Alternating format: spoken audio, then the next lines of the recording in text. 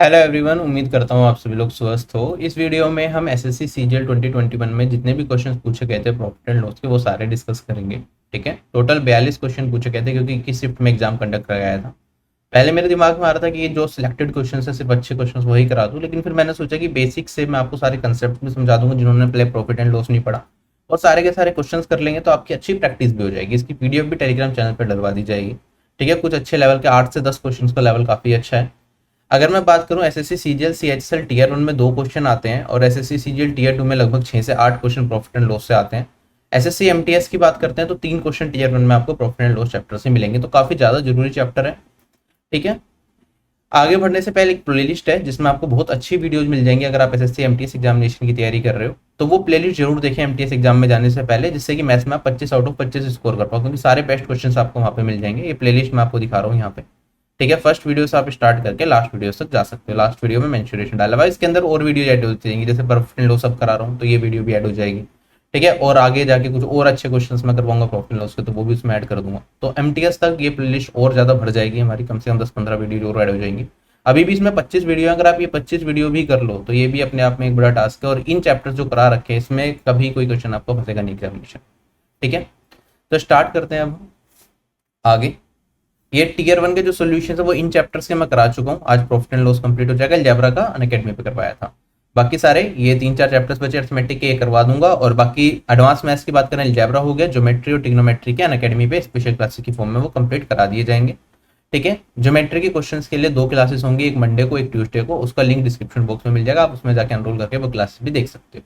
ठीक है, सारे के सारे 84 क्वेश्चन हैं ज्योमेट्री के, उसमें से सिलेक्टेड क्वेश्चंस करेंगे कुछ, मतलब जो बिल्कुल रिपीटेटिव क्वेश्चन है वो हटा के लगभग 60 के आसपास क्वेश्चन हम 2 क्लास में 1.5 घंटे में कंप्लीट करेंगे। उसमें पोल की मदद भी लेंगे, आपको जो आंसर सही लगे आप मार्क करोगे, फिर देखेंगे आपकी नॉलेज कितनी है ज्योमेट्री की, तो वो क्लासेस आपके लिए इंपॉर्टेंट रहेंगी। और टेलीग्राम चैनल ज्वाइन नहीं किया तो ज्वाइन कर लेना, सारी प्रीवियस ईयर पीडीएफ वगैरह सब टेलीग्राम चैनल पे मिल जाएंगी आपको। ठीक है, तो स्टार्ट करते हैं। सबसे पहले बेसिक कंसेप्ट समझेंगे, प्रॉफिट एंड लॉस क्या है, लाभ और हानि है क्या। ठीक है, आप एक दुकानदार हो या आपने कोई बिजनेस स्टार्ट करा, तो आप क्या करोगे, एक कोई भी वस्तु खरीद के लाओगे होलसेल मार्केट से या कहीं से भी। तो जो वस्तु आप खरीद रहे हो उसके लिए जितना पैसा आप पे कर रहे हो उसे हम बोलते हैं कॉस्ट प्राइस, या फिर हम बोलते हैं लागत मूल्य। मान लो एक वस्तु है आपने 100 रुपए की खरीदी। ठीक है, जब उसे मार्केट में बेचने जाओगे तो कितने की बेचोगे, आप कहोगे सर उसे मैं बेचूंगा 100 से थोड़ा ज्यादा का, मैं बेचूंगा उसे 120 रुपए का। राइट, तो इसे हम बोलते हैं सेलिंग प्राइस, डेट इज विक्रय मूल्य। तो आपने अगर 100 रुपए की पड़ी वस्तु उसे 120 की बेच दी तो 20 रुपए का क्या कमाया, प्रॉफिट कमाया। इसे हम बोलते हैं प्रॉफिट, या फिर आप इसे गेन बोल सकते हो, हिंदी में से बोलते हैं लाभ। ठीक है, जो भी हमारा लाभ होता है वो हमेशा हम कॉस्ट प्राइस पे निकालते हैं। जब तक क्वेश्चन में अगर मेंशन कर रखा है सेलिंग प्राइस पे निकालना है तो बात अलग है, वरना लाभ या नुकसान हम हमेशा कॉस्ट प्राइस पे निकालेंगे। तो मैंने कहा मुझे 20 का लाभ हुआ है, कितने पे, 100 रुपए की वस्तु पे। अगर मुझसे पूछे प्रतिशत में कितने प्रतिशत का लाभ हुआ, तो आप कहोगे 100 से गुना कर देंगे और मेरे पास जो प्रतिशत लाभ आ जाएगा वो आ जाएगा 20% का। तो लाभ हुआ मेरे कितने का, 20% का। क्या ये पार्ट क्लियर हो गया, प्रतिशत लाभ समझ में आ गया कैसे निकालना है। ऐसे ही अगर मैं बात करूं हानि भी हो सकती है। मान लो कोई वस्तु आपने 100 रुपए की खरीदी, अब ड्यू टू सम रीजन वो क्या हो गया, मेरे पास वस्तु में कीड़े लग गए या कुछ हो गया, कुछ पार्ट उसका खराब हो गया, तो अब आप 100 रुपए की तो नहीं बेच पाओगे, 120 की भी नहीं बेच पाओगे। हो सकता है आपको उसे नुकसान में बेचनी पड़े, भैया तू उठा इसे जैसे भी करके, कुछ नहीं कह सकते इसमें। मान लो आपने वस्तु को बेच दिया 90 रुपए का, ठीक है, सेलिंग प्राइस इतना हो गया, तो नुकसान हो गया आपको 10 रुपए का। ये कहलाएगा हमारे पास लोभ या फिर हानि, लॉस या फिर हानि। ठीक, लॉस प्रतिशत बताना होगा तो लॉस परसेंट क्या हो जाएगा मेरे पास, लॉस परसेंट हो जाएगा मेरे पास अगेन लॉस डिवाइडेड बाय हमारे पास कॉस्ट प्राइस इनटू में 100। क्लियर है ये चीज। ऐसे जैसे हमने प्रॉफिट निकाला ऐसे लॉस परसेंट निकाल लूंगा, तो मेरे पास 10 का लॉस है कितने पे, 100 पे, इनटू में 100 करूंगा तो ये हो जाएगा 10%। अब इसी चीज को अगर मैं फॉर्मूले लिखूं तो ध्यान से समझ लेना, फॉर्मूले इंपॉर्टेंट है। वैसे हम कहीं फॉर्मूले यूज करेंगे नहीं, हम डायरेक्टली ही कर रहे होंगे, बट कंसेप्ट के लिए जरूरी है। जैसे मैंने कहा लॉस क्या होता है मेरे पास, लॉस जब भी होगा तो मेरा विक्रय मूल्य क्या होगा, कम होगा लागत मूल्य से। तो मैं कहूंगा लॉस होता है मेरा cost price minus selling price, क्योंकि लागत मूल्य क्या हो गया, ज्यादा हो गया, विक्रय मूल्य मेरा क्या हो गया, कम हो गया, तो नुकसान हो गया मुझे। अगर मैं प्रॉफिट की बात करूंगा, प्रॉफिट कब होगा, जब मेरा क्या होगा, सेलिंग प्राइस ज्यादा होगा कॉस्ट प्राइस से। और अगर मैं लॉस परसेंटेज निकालूंगा तो ये आप कह सकते हो ये मेरा हो गया cost price minus selling price divided by cost price के बिहाफ पे निकालते हैं जनरली हम, इनटू में 100। और ये अगर प्रॉफिट परसेंटेज निकालूंगा या गेन परसेंटेज निकालूंगा, ये हो जाएगा मेरे पास selling price minus cost price divided by cost price into में 100। अब कई बार ऐसा केस भी हमसे पूछ लेता है कि भैया जो हमें लॉस निकालना है वो किसके रिस्पेक्ट में निकालना है, सेलिंग प्राइस के रिस्पेक्ट में निकालना है, या फिर प्रॉफिट जो हुआ है वो सेलिंग प्राइस के रिस्पेक्ट में हुआ है। तो उस केस में क्या होता है, जो लॉस परसेंटेज होता है वो होता है मेरे पास विद रिस्पेक्ट टू, अगर सेलिंग प्राइस अगर क्वेश्चन में अलग से मेंशन कर रखा है तो हम करेंगे कि लॉस परसेंट उस केस में मेरे पास होगा CP minus SP divided by SP into में 100। और इसी केस में हमसे प्रॉफिट भी पूछ सकता है, प्रॉफिट परसेंट कितना होगा मेरे पास, ये होगा मेरे पास SP minus CP divided by SP into में 100। क्या सारे के सारे कंसेप्ट क्लियर हो गए? ये हमारा बेसिक और बेसिक प्रॉफिट एंड लॉस का फंडा है। अभी हमने डिस्काउंट एमआरपी के बारे में बात नहीं किया, एक अंकित मूल्य भी होता है, एक छूट भी होती है। वो हम जैसे ही बेसिक प्रॉफिट एंड लॉस से बाहर निकलेंगे तो हम एमआरपी पे काम करना स्टार्ट कर देंगे, तो उसका पूरी सिनेरियो फिर से दोबारा समझाऊंगा, ठीक है। अभी चलते हैं। तो मैंने कहा दो चीजें होंगी मेरे पास, एक आर्टिकल वस्तु है, या तो उस पर प्रॉफिट होगा या फिर उस पर क्या होगा, लॉस होगा, और ये मेरा बना देगा क्या, सेलिंग प्राइस। जनरली जो भी हम क्वेश्चन सोल्व करेंगे हम डायरेक्टली क्या करते हैं, अगर कॉस्ट प्राइस की एग्जैक्ट वैल्यू नहीं रखे तो कॉस्ट प्राइस को 100% मान के या 100 मान के क्वेश्चन को सोल्व करना स्टार्ट कर देते हैं। एक्स वगैरह हम क्वेश्चन में कंसिडर नहीं करते हैं। अब क्वेश्चन से स्टार्ट करते हैं। सबसे पहला क्वेश्चन मेरे पास, क्वेश्चन में कहता है एक शॉपकीपर 21% का प्रॉफिट अर्न करता है अगर वो बुक को 20% डिस्काउंट एमआरपी पे देने के बाद बेचता है, तो हमें बताना है कॉस्ट प्राइस और सेलिंग प्राइस का रेशियो क्या होगा। ठीक है, अभी हमने डिस्काउंट पढ़ा नहीं तो ये क्वेश्चन यहाँ पे कैसे आ गया, इसका मतलब यहाँ पे डिस्काउंट की कोई जरूरत नहीं होगी। अगर मेरे पास एक वस्तु है, मान लो मैंने वस्तु मानी 100 रुपए की है और उस पे उसने पर्सन ने क्या 21% का प्रॉफिट कमा लिया, तो ये बिकेगी 121 रुपए की। हमसे पूछा कॉस्ट प्राइस और सेलिंग प्राइस का रेशियो बता दो, क्या cost price ratio selling price 100 ratio 121 ही हो गया, क्वेश्चन हो गया खत्म। उसका कंसेप्ट हमने नहीं पढ़ा तो उसकी कोई जरूरत भी नहीं थी, क्योंकि इस क्वेश्चन में अगर उसे प्रॉफिट 21% का हो रहा है तो मैं सीधा सीधा कहूंगा कि लागत मूल्य पे उसे जो मुनाफा होगा वो कितने का होगा, 21 का होगा। लागत मूल्य अगर 100 है तो 21% का प्रॉफिट लिया तो 121 का बिकेगा, ये विक्रय मूल्य हो गया। तो cost price ratio selling price मेरे पास 100 रेशियो 121 आ गया, क्वेश्चन हो गया खत्म। ठीक, इसमें डिस्काउंट वाले काम की कोई जरूरत नहीं थी। नेक्स्ट क्वेश्चन, क्वेश्चन में कहता है जो सेलिंग प्राइस है ना 75 आर्टिकल्स का, वो बराबर है 60 आर्टिकल्स के कॉस्ट प्राइस के। हमें अप्रोक्सीमेट लॉस या प्रॉफिट परसेंटेज बताना है। तो आप कहोगे 75 आर्टिकल का जो सेलिंग प्राइस है वो बराबर है 60 आर्टिकल के कॉस्ट प्राइस के। अगर मैं सोल्व करूं यहाँ पे 15 से काट सकता हूँ, ये हो जाएगा 4 और ये हो जाएगा 5। अगर मैं रेशियो निकाल लूं तो आप कहोगे selling price ratio cost price मेरे पास कितना आ गया, क्या ये 4 रेशियो 5 आ गया। ठीक, तो अब मेरे पास कॉस्ट प्राइस लागत मूल्य ज्यादा है, विक्रय मूल्य कम है, तो मुझे क्या हो रहा होगा, नुकसान हो रहा होगा। कितने का, कॉस्ट प्राइस में से सेलिंग प्राइस को घटाया तो 1 का मुझे क्या हो रहा है, लॉस कितने पे, 5 पे। तो लॉस प्रतिशत कितना हो जाएगा, आप कहोगे 1/5 इंटू में 100, ये हो जाएगा मेरे पास 20%। लॉस कितने का हो गया, 20% का मुझे नुकसान हो गया। चलें आगे, नेक्स्ट क्वेश्चन। क्वेश्चन में कहता है टीवी सेट को 8% के गेन पे बेचा जाता है। अगर इसे 2553 रुपए कम का बेचा जाता तो हमें लॉस होता 15% का। तो हमें बताना है अगर मैं 18% के लाभ पे बेचूंगा तो मुझे कितने प्रतिशत का फायदा, 18% के लाभ पे भेजूंगा तो सेल विक्रय मूल्य क्या होगा, सेलिंग प्राइस क्या होगा। देखो बेसिक से सोल्व करेंगे। जब भी ऐसा क्वेश्चन हमें दे जहां कॉस्ट प्राइस की वैल्यू ना दे रखी हो तो कॉस्ट प्राइस को हम क्या मान लेते हैं, 100%। ठीक है, पहले क्या आता है वो 8% के गेन पे बेका, तो कितने का बेका होगा, 108% का, ये मेरा हो गया सेलिंग प्राइस। अब कहता है अगर वो इतने रुपए कम का बेचता तो कितने का बेचता, 15% के हानि पे बेचता। तो आप कहते हैं सर विक्रय मूल्य उस केस में क्या होता है, इसमें 15% घटा दूंगा तो क्या ये वाली वैल्यू मेरे पास 85% रह जाएगी। ये 85% कब हुआ मेरा, अगर ये कॉस्ट प्राइस है, सेलिंग प्राइस 85% कब हुआ, जब इस वाली वैल्यू से मैंने कितने कम में बेचा इस आर्टिकल को, 2553 रुपीज कम में बेचा। आप कहोगे कितने प्रतिशत कम में बेच दिया, 108 में से अगर मैं 85 को घटा दूं तो मेरे पास क्या वैल्यू यहाँ पे 15 जमा 8 23% आ जाएगी। मैं कहूंगा 23% की वैल्यू कितनी हो गई, मेरे पास हो गए 2553। हमें ये बता दो कि अगर इसी वस्तु को मुझे 18% के लाभ पे भेजना है तो कितने का बेचूंगा। तो इस पर 18% का लाभ लेंगे, कॉस्ट प्राइस पे लेना पड़ेगा। तो अगर मैं इसे 118% पे बेचता हूं तो कितने का बेचना पड़ेगा, तो 118% की वैल्यू कितनी हो जाएगी मेरे पास, ये हो जाएगा 2553 डिवाइडेड बाई 23 इंटू में 118। क्वेश्चन हो गया खत्म। अब हम क्या कर सकते हैं, आप ध्यान दो, देखो 23 और 118 तो कोप्राइम है, तो मैं कह सकता हूं जो मेरा आंसर आएगा वो 118 का मल्टीपल होगा। अगर 118 का मल्टीपल होगा तो चार ऑप्शन में ये चेक किया जा सकता है 118 का मल्टीपल कौन सा ऑप्शन है कौन सा नहीं है। इसे अगर आप दो पार्ट में स्प्लिट कर दो तो 2 इंटू 59 भी लिख सकता हूँ, 59 का मल्टीपल भी चेक कर सकते हो। ठीक है, तो अगर मैं ऑप्शन चेक करता हूँ तो ये वाला ऑप्शन तो 59 से नहीं कट रहा, ये वाला भी नहीं कट रहा, ये मैं डायरेक्टली काट सकता हूँ। मेरे पास ये दो ऑप्शन बचे, ये दोनों को एक एक जाके मुझे सोल्व करके देखना पड़ेगा कि कौन सी वैल्यू आ रही है। जैसे मान लो अगर मैं 59 से इसे काटने की कोशिश करूंगा तो पहले जाएगा 1 जा 59, फिर मेरे पास वैल्यू आएगी 32।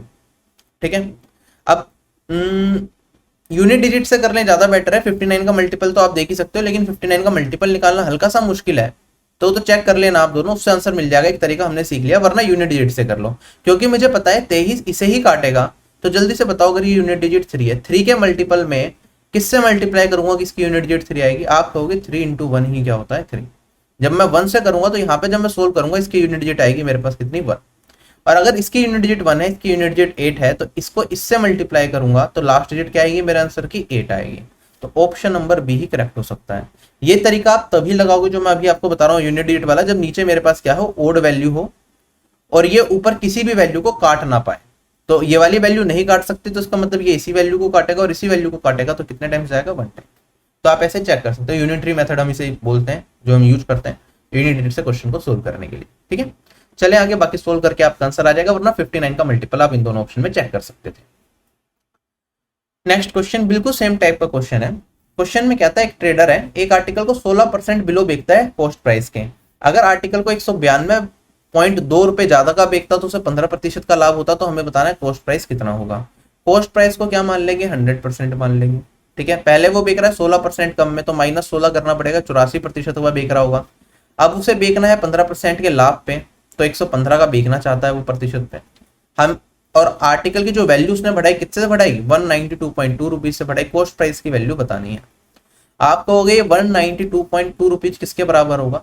या तो आप क्या कर लिया करो, आप देखा करो ये प्लस का 15 है, इसमें से ये वाली वैल्यू मुझे घटानी होती है जनरली, तो 15 में से 16 को घटाऊंगा तो वैल्यू आएगी मेरे पास 31।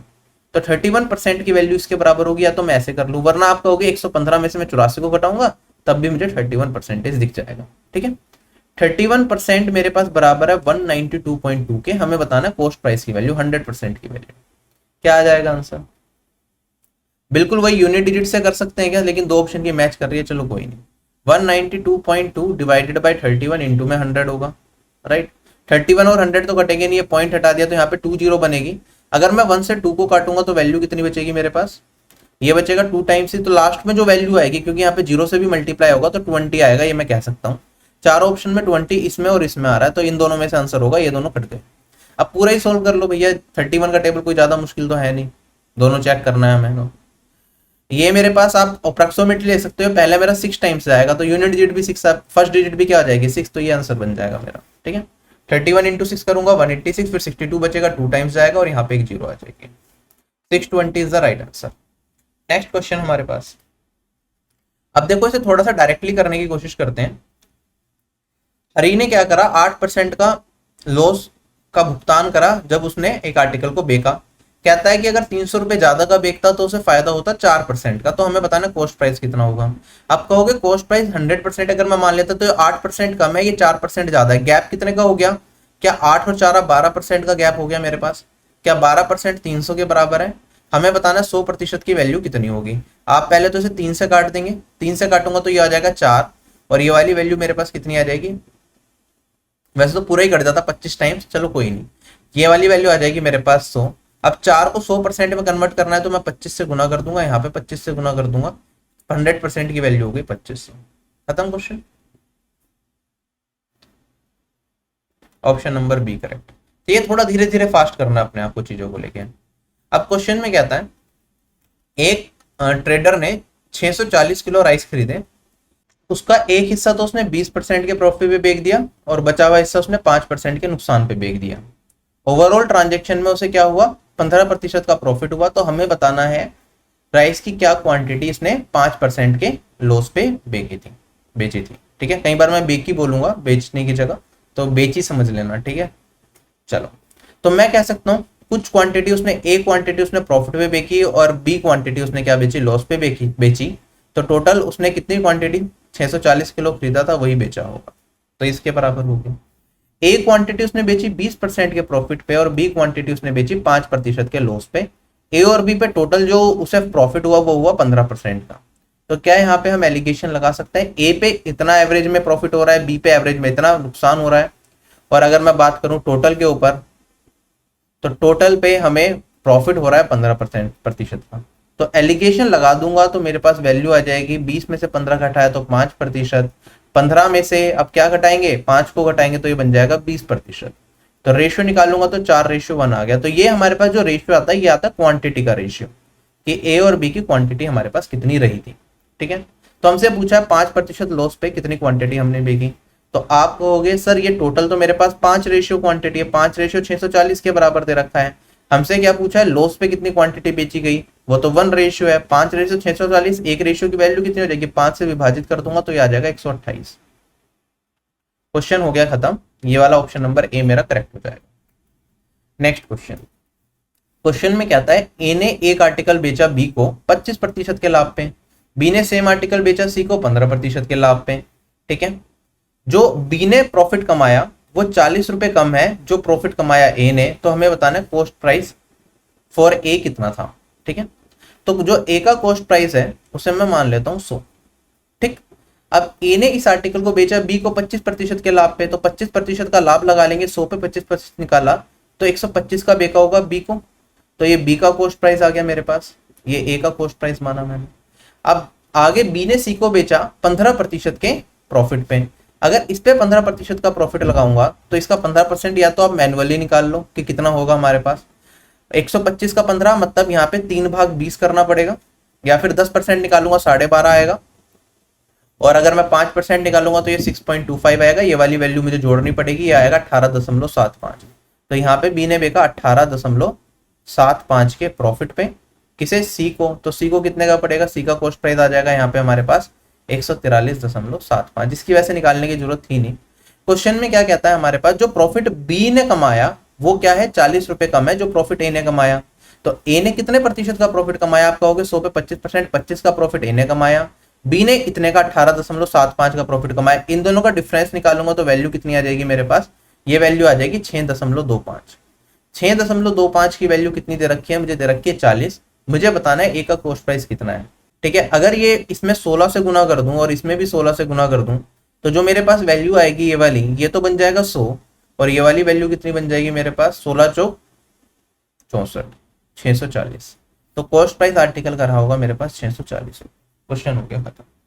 ठीक, चले आगे। या तो आप ऐसे कर सकते हो एक एक निकाल के, आपको इसकी जरूरत नहीं थी पूरा का पूरा करने के लिए, बी का प्रॉफिट ही निकालना तो आप कह सकते हैं सर ए का प्रॉफिट तो मेरे पास 25 रेशियो आ गया, अगर बी का प्रॉफिट निकालूंगा तो 125 का 15% है, तो मैं कह सकता था 125 का 15% अगर मैं निकालता हूं तो वैल्यू कितनी आएगी, 15% होता है 3/20, तो 3/20 ये बी का प्रॉफिट आ गया। ठीक है, रेशियो में अगर हम सोल्व करते हैं और ये किसके बराबर है, 40 के बराबर है। इस साइड रेशियो वाला पार्ट है सारा का सारा, सोल्व कर लेता है, यहाँ पे 4 आ जाता है, यहाँ पे 5 आ जाता मेरे पास, 25 आ जाता, सॉरी, ये 75/4, ये 100 बन जाता है यहाँ पे, 100 माइनस 75 ये बचता मेरे पास 25/4 रेशियो, ये बराबर आता मेरे पास 40 के। 25 रेशियो की वैल्यू किसके बराबर होती, 40 चौक 160 के बराबर हो जाती, और 100 रेशियो की वैल्यू किसके बराबर हो जाती, 640। ऐसे भी सोचा जा सकता था। ठीक है, आप ऐसे कर लेते तो भी आसान रहता मेरे ख्याल से, पॉइंट में फंसने की जरूरत नहीं पड़ती फिर। ठीक, चलें आगे। नेक्स्ट क्वेश्चन, कुछ फ्रूट्स हम इस तरह से खरीदे गए कि हमने 140 रुपए के 15 फ्रूट खरीदे। तो मैंने कहा 15 फ्रूट्स खरीदे कितने रुपए के, 140 रुपए के। आगे कहता है हमने इक्वल क्वांटिटी ऑफ फ्रूट्स खरीदी, किस रेट पे, 10 फ्रूट खरीदे 120 रुपए के। तो 10 फ्रूट अब मैंने खरीदे 120 रुपए के, क्वांटिटी हमें इक्वल रखनी है दोनों जगह। तो क्वांटिटी इक्वल रखने के लिए दोनों का क्या कर देंगे, एलसीएम ले लेंगे। तो मैं कहूंगा 10 और 15 का एलसीएम आएगा 30, तो यहाँ पे 2 से गुना और यहाँ पे 3 से गुना कर दूं, तो यहाँ पे भी 2 से गुना और यहाँ पे 3 से गुना। तो मैंने अभी फिलहाल मान लिया कि पहले भी 30 फ्रूट्स खरीदे, अब भी 30 फ्रूट्स खरीदे, प्राइस मेरा इतना इतना पड़ा। अब आगे बढ़ते हैं। क्वेश्चन में कहता है जब सारे के सारे फ्रूट्स बेचे गए, कुछ इस तरह से बेचे गए कि 132 रुपए पर दर्जन के हिसाब से, पर दर्जन, दर्जन मतलब 12 फ्रूट्स हम बेच रहे हैं 132 रुपए के। ये हमारा कॉस्ट प्राइस वाला पार्ट है, ये हमारा सेलिंग प्राइस वाला पार्ट है। हमें बताना है ओवरऑल कितने % का प्रॉफिट या लॉस होगा पूरे ट्रांजेक्शन पे। आप बस मुझे एक छोटी सी चीज ये बता दो, जितने फ्रूट्स मैं खरीदूंगा उतने ही बेचूंगा। मैंने यहाँ पे कितने फ्रूट्स खरीदे, क्या यहाँ पे 15 दूनी 30 फ्रूट खरीदे, 30 फ्रूट यहाँ पे खरीदे, तो टोटल 60 फ्रूट खरीदे, बेचूंगा भी 60, तो 12 फ्रूट मैं बेच रहा हूँ 132 रुपए का, तो 60 फ्रूट कितने का बेचूंगा? आप 12 और 60 का एलसीएम लोगे तो 60 ही आएगा, तो मैं डायरेक्टली यहाँ पे गुना कर देता हूँ 5 से। ये मेरे पास क्या बन जाएगा 60, यहाँ पे भी 5 से गुना करना पड़ेगा, तो 60 फ्रूट भी इतने के बेचे जाएंगे। तो टोटल कॉस्ट प्राइस कितना हो गया? ये 280 बना, ये 360 बना, तो क्या ये वाली वैल्यू मेरे पास 640 आ गई। अगर यहाँ पे निकालूंगा ये वाली वैल्यू कितनी हो जाएगी? 5 से गुना करना है, या तो 5 से गुना कर दो या ऊपर नीचे 2 और 2 से मल्टीप्लाई कर लूंगा, तो मेरे पास ये 10 बन जाएगा, इसे 2 से भाग दे देंगे तो ये आ जाएगा 66, तो 660।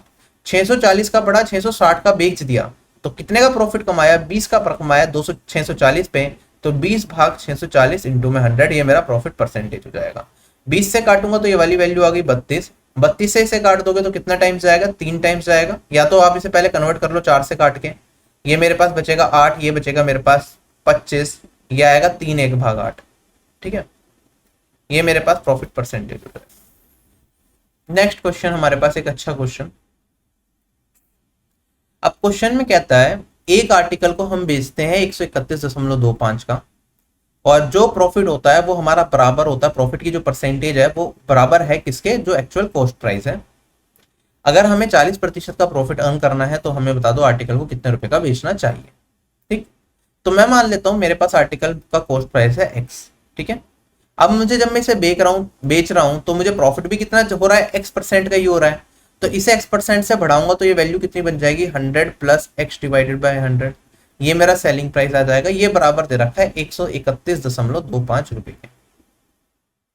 क्लियर? आगे कहता है कि अगर सेम आर्टिकल को मुझे 40% के लाभ पे बेचना है तो कितने का बेचूंगा? तो मतलब x की वैल्यू 40% के लाभ पे, मतलब 140% का बेचेंगे अपने आप का, 140 भाग 100, ये वाली वैल्यू हो जाएगी मेरे पास x इंटू में 7/5। मुझे इसकी वैल्यू बतानी है कि मेरा आंसर क्या होगा। अच्छा, आप कहोगे सर ये वाली वैल्यू मुझे क्लियरली दिख रहा है, x का जो चांसेस है, x मेरा 7 का मल्टीपल हो सकता है। अगर मैं 7 का मल्टीपल चारों ऑप्शन में चेक करता हूँ तो ये वाला ऑप्शन और ये वाला ऑप्शन तो एलिमिनेट हो गया, मेरा आंसर ये वाला या ये वाला होगा। आप चाहो तो पूरा बेसिक से क्वाड्रेटिक इक्वेशन बना के भी सोल्व कर सकते हो, x की वैल्यू निकाल सकते हो, आपका आंसर आ जाएगा। वरना हम क्या कर सकते हैं, हम ऑप्शन की मदद ले सकते हैं इस क्वेश्चन के लिए, क्योंकि थोड़ा सा कॉम्प्लेक्स दिख रहा है, क्वाड्रेटिक इक्वेशन सोल्व करना टाइम कंज्यूमिंग टास्क है, उससे अच्छा ऑप्शन उठा लें। ठीक है, अगर मैं बात करूं सबसे पहला ऑप्शन है मेरे पास, मैंने उठाया 140। 140 को अगर इसके बराबर रख दूंगा x इंटू 7/5 के, तो x की वैल्यू कितनी आ जाएगी? 7 से काटूंगा 20 और 20 पंजे 100, तो कॉस्ट प्राइस हो गया 100। जितना कॉस्ट प्राइस था उतने ही परसेंट का अगर मैं प्रॉफिट ले लूंगा 100 पे 100% का, तो वैल्यू कितनी हो जाएगी मेरे पास? 200 बन जाएगी। सेलिंग प्राइस तो यहाँ पे 200 होना चाहिए था, ये तो 131.25 है, तो ये तो हो नहीं सकता। आंसर क्या होगा? ये होगा। ठीक, अब इसे वेरीफाई करना चाहो तो वेरीफाई कर लेते हैं, चलो कोई बात नहीं। 105 रखा, अगर मैं x इंटू 7/5 को 105 रखता हूं तो ये वाली वैल्यू कितनी? 15, 15 पंजे 75, x की वैल्यू आ गई 75। यहाँ पे पुट करके देख लो ये वैल्यू आ रही है क्या? आप कहोगे 75 को 75 मेरे पास वैल्यू से 75% के लाभ पे बेच रहा हूं, तो कितने का बेचूंगा? 175 का बेचूंगा अपने आप के, 175 भाग 100, ये मेरे पास कितना आएगा? 25 से काट दूंगा 4, और ये वाली वैल्यू कितनी आएगी? 7। अब इसे सोल्व कर लो, 7 इंटू 75 करेंगे तो 6 तो 300 होता है, 375, सॉरी 4 गुना 4 525 आएगा ये, भाग 4, और ये वाली वैल्यू कितनी हो जाएगी मेरे पास? 131.25। सेटिस्फाई कर रहा है यही आंसर। ठीक है, वरना स्ट्रेट वे से जा सकते थे, एक्स की वैल्यू सोल्व करके निकाला और आपका आंसर आ गया, वरना अप्रोक्सीमेशन से बड़े आराम से हो रहा है। ठीक है, हमने देखा कि 7 का मल्टीपल कौन सा है? ये दोनों, इन दोनों में से 140 को घटाया, ये सेटिस्फाई नहीं कर रहा, तो यही आंसर। क्वेश्चन में कहता है एक आर्टिकल को अगर हम 640 रुपए का बेचते हैं तो 15% का लॉस होता है सेलिंग प्राइस पे। हमें बताना है कि अगर इस आर्टिकल को 15% के लाभ पे बेचा जाए तो कितने रुपए का इसका विक्रय मूल्य होगा। तो आप कहोगे सर 15% का लाभ बेचना है कॉस्ट प्राइस का, तो इसे 15% से बढ़ाएंगे, अपने आप के 115% पे बेचना पड़ेगा, और जो मेरा आंसर होगा सीपी इंटू में 23/20 होगा। अब यहाँ पे आप चाहो तो ये चेक कर सकते हो 23 का मल्टीपल कौन सा, क्योंकि बहुत ही रेयर चांस है सीपी के अंदर डिनोमिनेटर में 23 दिखे। ये 4 ऑप्शन है, अगर एक ही ऑप्शन है तो आपका आंसर आ जाएगा, अगर एक से ज्यादा ऑप्शन है तो आप फंस सकते हो। ठीक है, ये डायरेक्ट तरीका हो गया जो आप चेक कर सकते हो। अब बेसिक से समझते हैं, अगर एक आर्टिकल को 640 रुपए का बेचा गया तो उसे क्या हो रहा है? लॉस हो रहा है 15% का अपने ही सेलिंग प्राइस पे। ठीक है, तो सेलिंग प्राइस तो मुझे पहले ही दे रखा है कितना? 640। अब इस पे इसे लॉस कितने का हो रहा है, अगर मैं लॉस निकालूं तो सेलिंग प्राइस का 15%, तो 15% कितना हो जाएगा 15% ऑफ 640, या फिर मैं लिख सकता हूँ 3/20 ऑफ 640। तो यहाँ पे अगर मैं यहाँ से काट दूंगा ये वाली वैल्यू, तो ये वाली वैल्यू हो जाएगी मेरे पास 20 से कटते ये आ गया 32, 32 दिया 96, 96 रुपए का लॉस हो रहा है इतने रुपए का बेचने पे। तो हमारे पास कॉस्ट प्राइस क्या हो जाएगा, कॉस्ट प्राइस हो जाएगा सेलिंग प्राइस प्लस लॉस, और ये वाली वैल्यू आ जाएगी मेरे पास 640 जमा 96, मेरे पास आ जाएगा 4736। ये मेरा हो गया कॉस्ट प्राइस।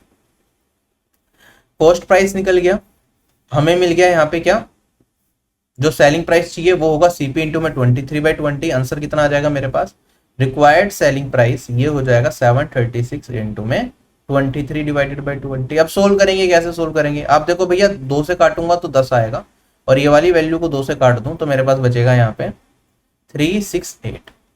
अब आगे क्या, अब देखो ये 10 बचा हुआ है, यहाँ पे मुझे 10 को काटने के लिए 2 और 5 के फैक्टर की जरूरत है, तो वो तो मिल नहीं रहा 5 का फैक्टर ऊपर। तो हम क्या करेंगे, इन दोनों को मल्टीप्लाई करेंगे, 10 से डिवाइड करेंगे, तो यूनिट डिजिट निकाल सकता हूँ क्या, 8 या 24 आएगा, और 10 से भाग दूंगा तो 0.4, जो भी मेरा आंसर होगा उसके लास्ट में 0.4 आएगा, तो ऑप्शन नंबर सी के हो जाएगा, करेक्ट हो जाएगा। क्लियर है क्वेश्चन सभी लोगों को, चलें आगे। तो option number C is correct, that is 846.4। बड़े ध्यान से करने वाला क्वेश्चन, अच्छा क्वेश्चन है, ठीक है, लैंग्वेज में फंस सकते हो आप लोग। नेक्स्ट क्वेश्चन पे चलता हूँ।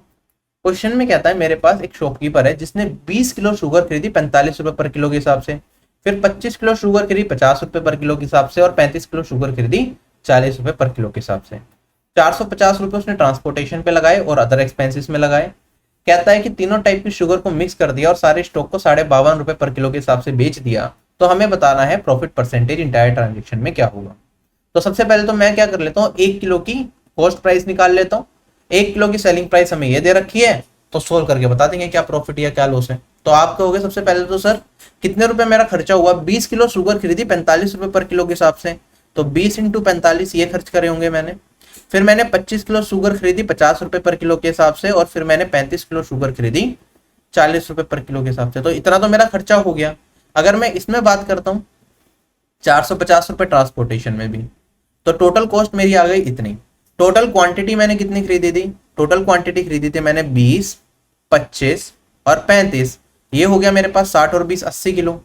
तो मैं कह सकता हूं अगर मैं इसे 80 से डिवाइड कर दूं पूरी वैल्यू को, तो क्या ये मेरे पास पर केजी का प्राइस मिल जाएगा कि कितने की मुझे एक्चुअली में पड़ी शुगर। अब इसे सोल्व करके पर केजी शुगर का प्राइस मुझे कितने का पड़ा, अब इसे काटना चाहे तो हम यहीं से काटना स्टार्ट करते हैं। जैसे मैंने 5 से काट दिया, तो ये हो जाएगा मेरे पास 16, ये हो जाएगा 4, ये हो जाएगा 5, ये हो जाएगा मेरे पास 7, और ये वाली वैल्यू हो जाएगी मेरे पास, इसे 5 से डिवाइड करने पे ये वाली वैल्यू आ जाएगी 90। ठीक, अब आगे तो 16 से डायरेक्टली कटता हुआ नहीं दिख रहा, तो कैलकुलेशन कर लेंगे। 4 इंटू 45 180 होगा, ये होगा मेरे पास 250, ये होगा मेरे पास 280, और ये वाली वैल्यू आएगी मेरे पास 90। तो सोल्व करेंगे, ये हो गया 270, ये हो गया मेरे पास 520, और ये हो गया 800। ठीक है, 800 भाग 16 करूंगा तो वैल्यू आ जाएगी मेरे पास यहाँ पे 50। शुगर की कीमत मुझे पड़ रही है 50 रुपए पर किलो, मैं बेच रहा हूँ 52.5 रुपए पर किलो, तो कितने का मुनाफा कमा रहा हूँ 1 किलो पे, क्या 2.5 रुपीज का कमा रहा हूँ। 2.5 का एक का कमा रहे हैं हम मुनाफा 50 पे, तो प्रॉफिट परसेंटेज कितना हो जाएगा 2.5 डिवाइडेड बाई 50 इंटू में 100, और मेरा इस क्वेश्चन का आंसर आ जाएगा 2, और ये हो जाएगा 5%। क्वेश्चन हो गया खत्म। वरना आप डायरेक्टली कर लेते सर 2 से गुना कर दो, ये बनेगा 5 और ये बनेगा मेरे पास 50 इंटू 200, तो 100 पे कितने का फायदा, 5 का फायदा, 5% मेरा आंसर आ गया। ठीक है, परसेंटेज में सारी चीजें हम पढ़ चुके हैं। अब नेक्स्ट टाइप पे पढ़ते हैं। अब हमारे पास जो टाइप आने वाला है इसमें क्या होगा, एक कॉस्ट प्राइस होगा, इधर एक सेलिंग प्राइस होगा, इधर एक सेलिंग प्राइस होगा, एक तरफ लॉस हो रहा होगा, एक तरफ फायदा हो रहा होगा, कंपेयर करके कुछ चीजें हमें बतानी पड़ेंगी। ठीक है, क्वेश्चन पढ़ के समझ आ जाएगा, पहले भी कई बार पूछा जा चुका है।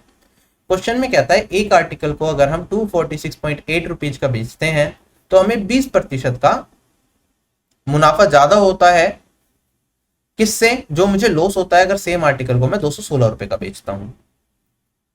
कहता है अगर आर्टिकल को 220.75 रुपए का बेचा जाए तो हमें बता दो कि गेन या लॉस कितना होगा नियरेस्ट टू एन इंटीजर। ठीक, तो मेरे पास पहले हम बेच रहे हैं एक आर्टिकल को 246.80 रुपीज का, और उससे पहले हम बेच रहे थे आर्टिकल को कितने का 216 रुपए का। जब 216 का बेचेंगे तो एक तरफ तो नुकसान है, एक तरफ फायदा है, तो सीधी सी बात है यहाँ पे हम लॉस में बेच रहे होंगे और यहाँ पे हम प्रॉफिट में बेच रहे होंगे। तो जो कॉस्ट प्राइस होगा मेरा कहाँ पड़ रहा होगा, इनके बीचों बीच पड़ रहा होगा। मैंने कहा ये कॉस्ट प्राइस की वैल्यू है मेरे पास यहाँ पे।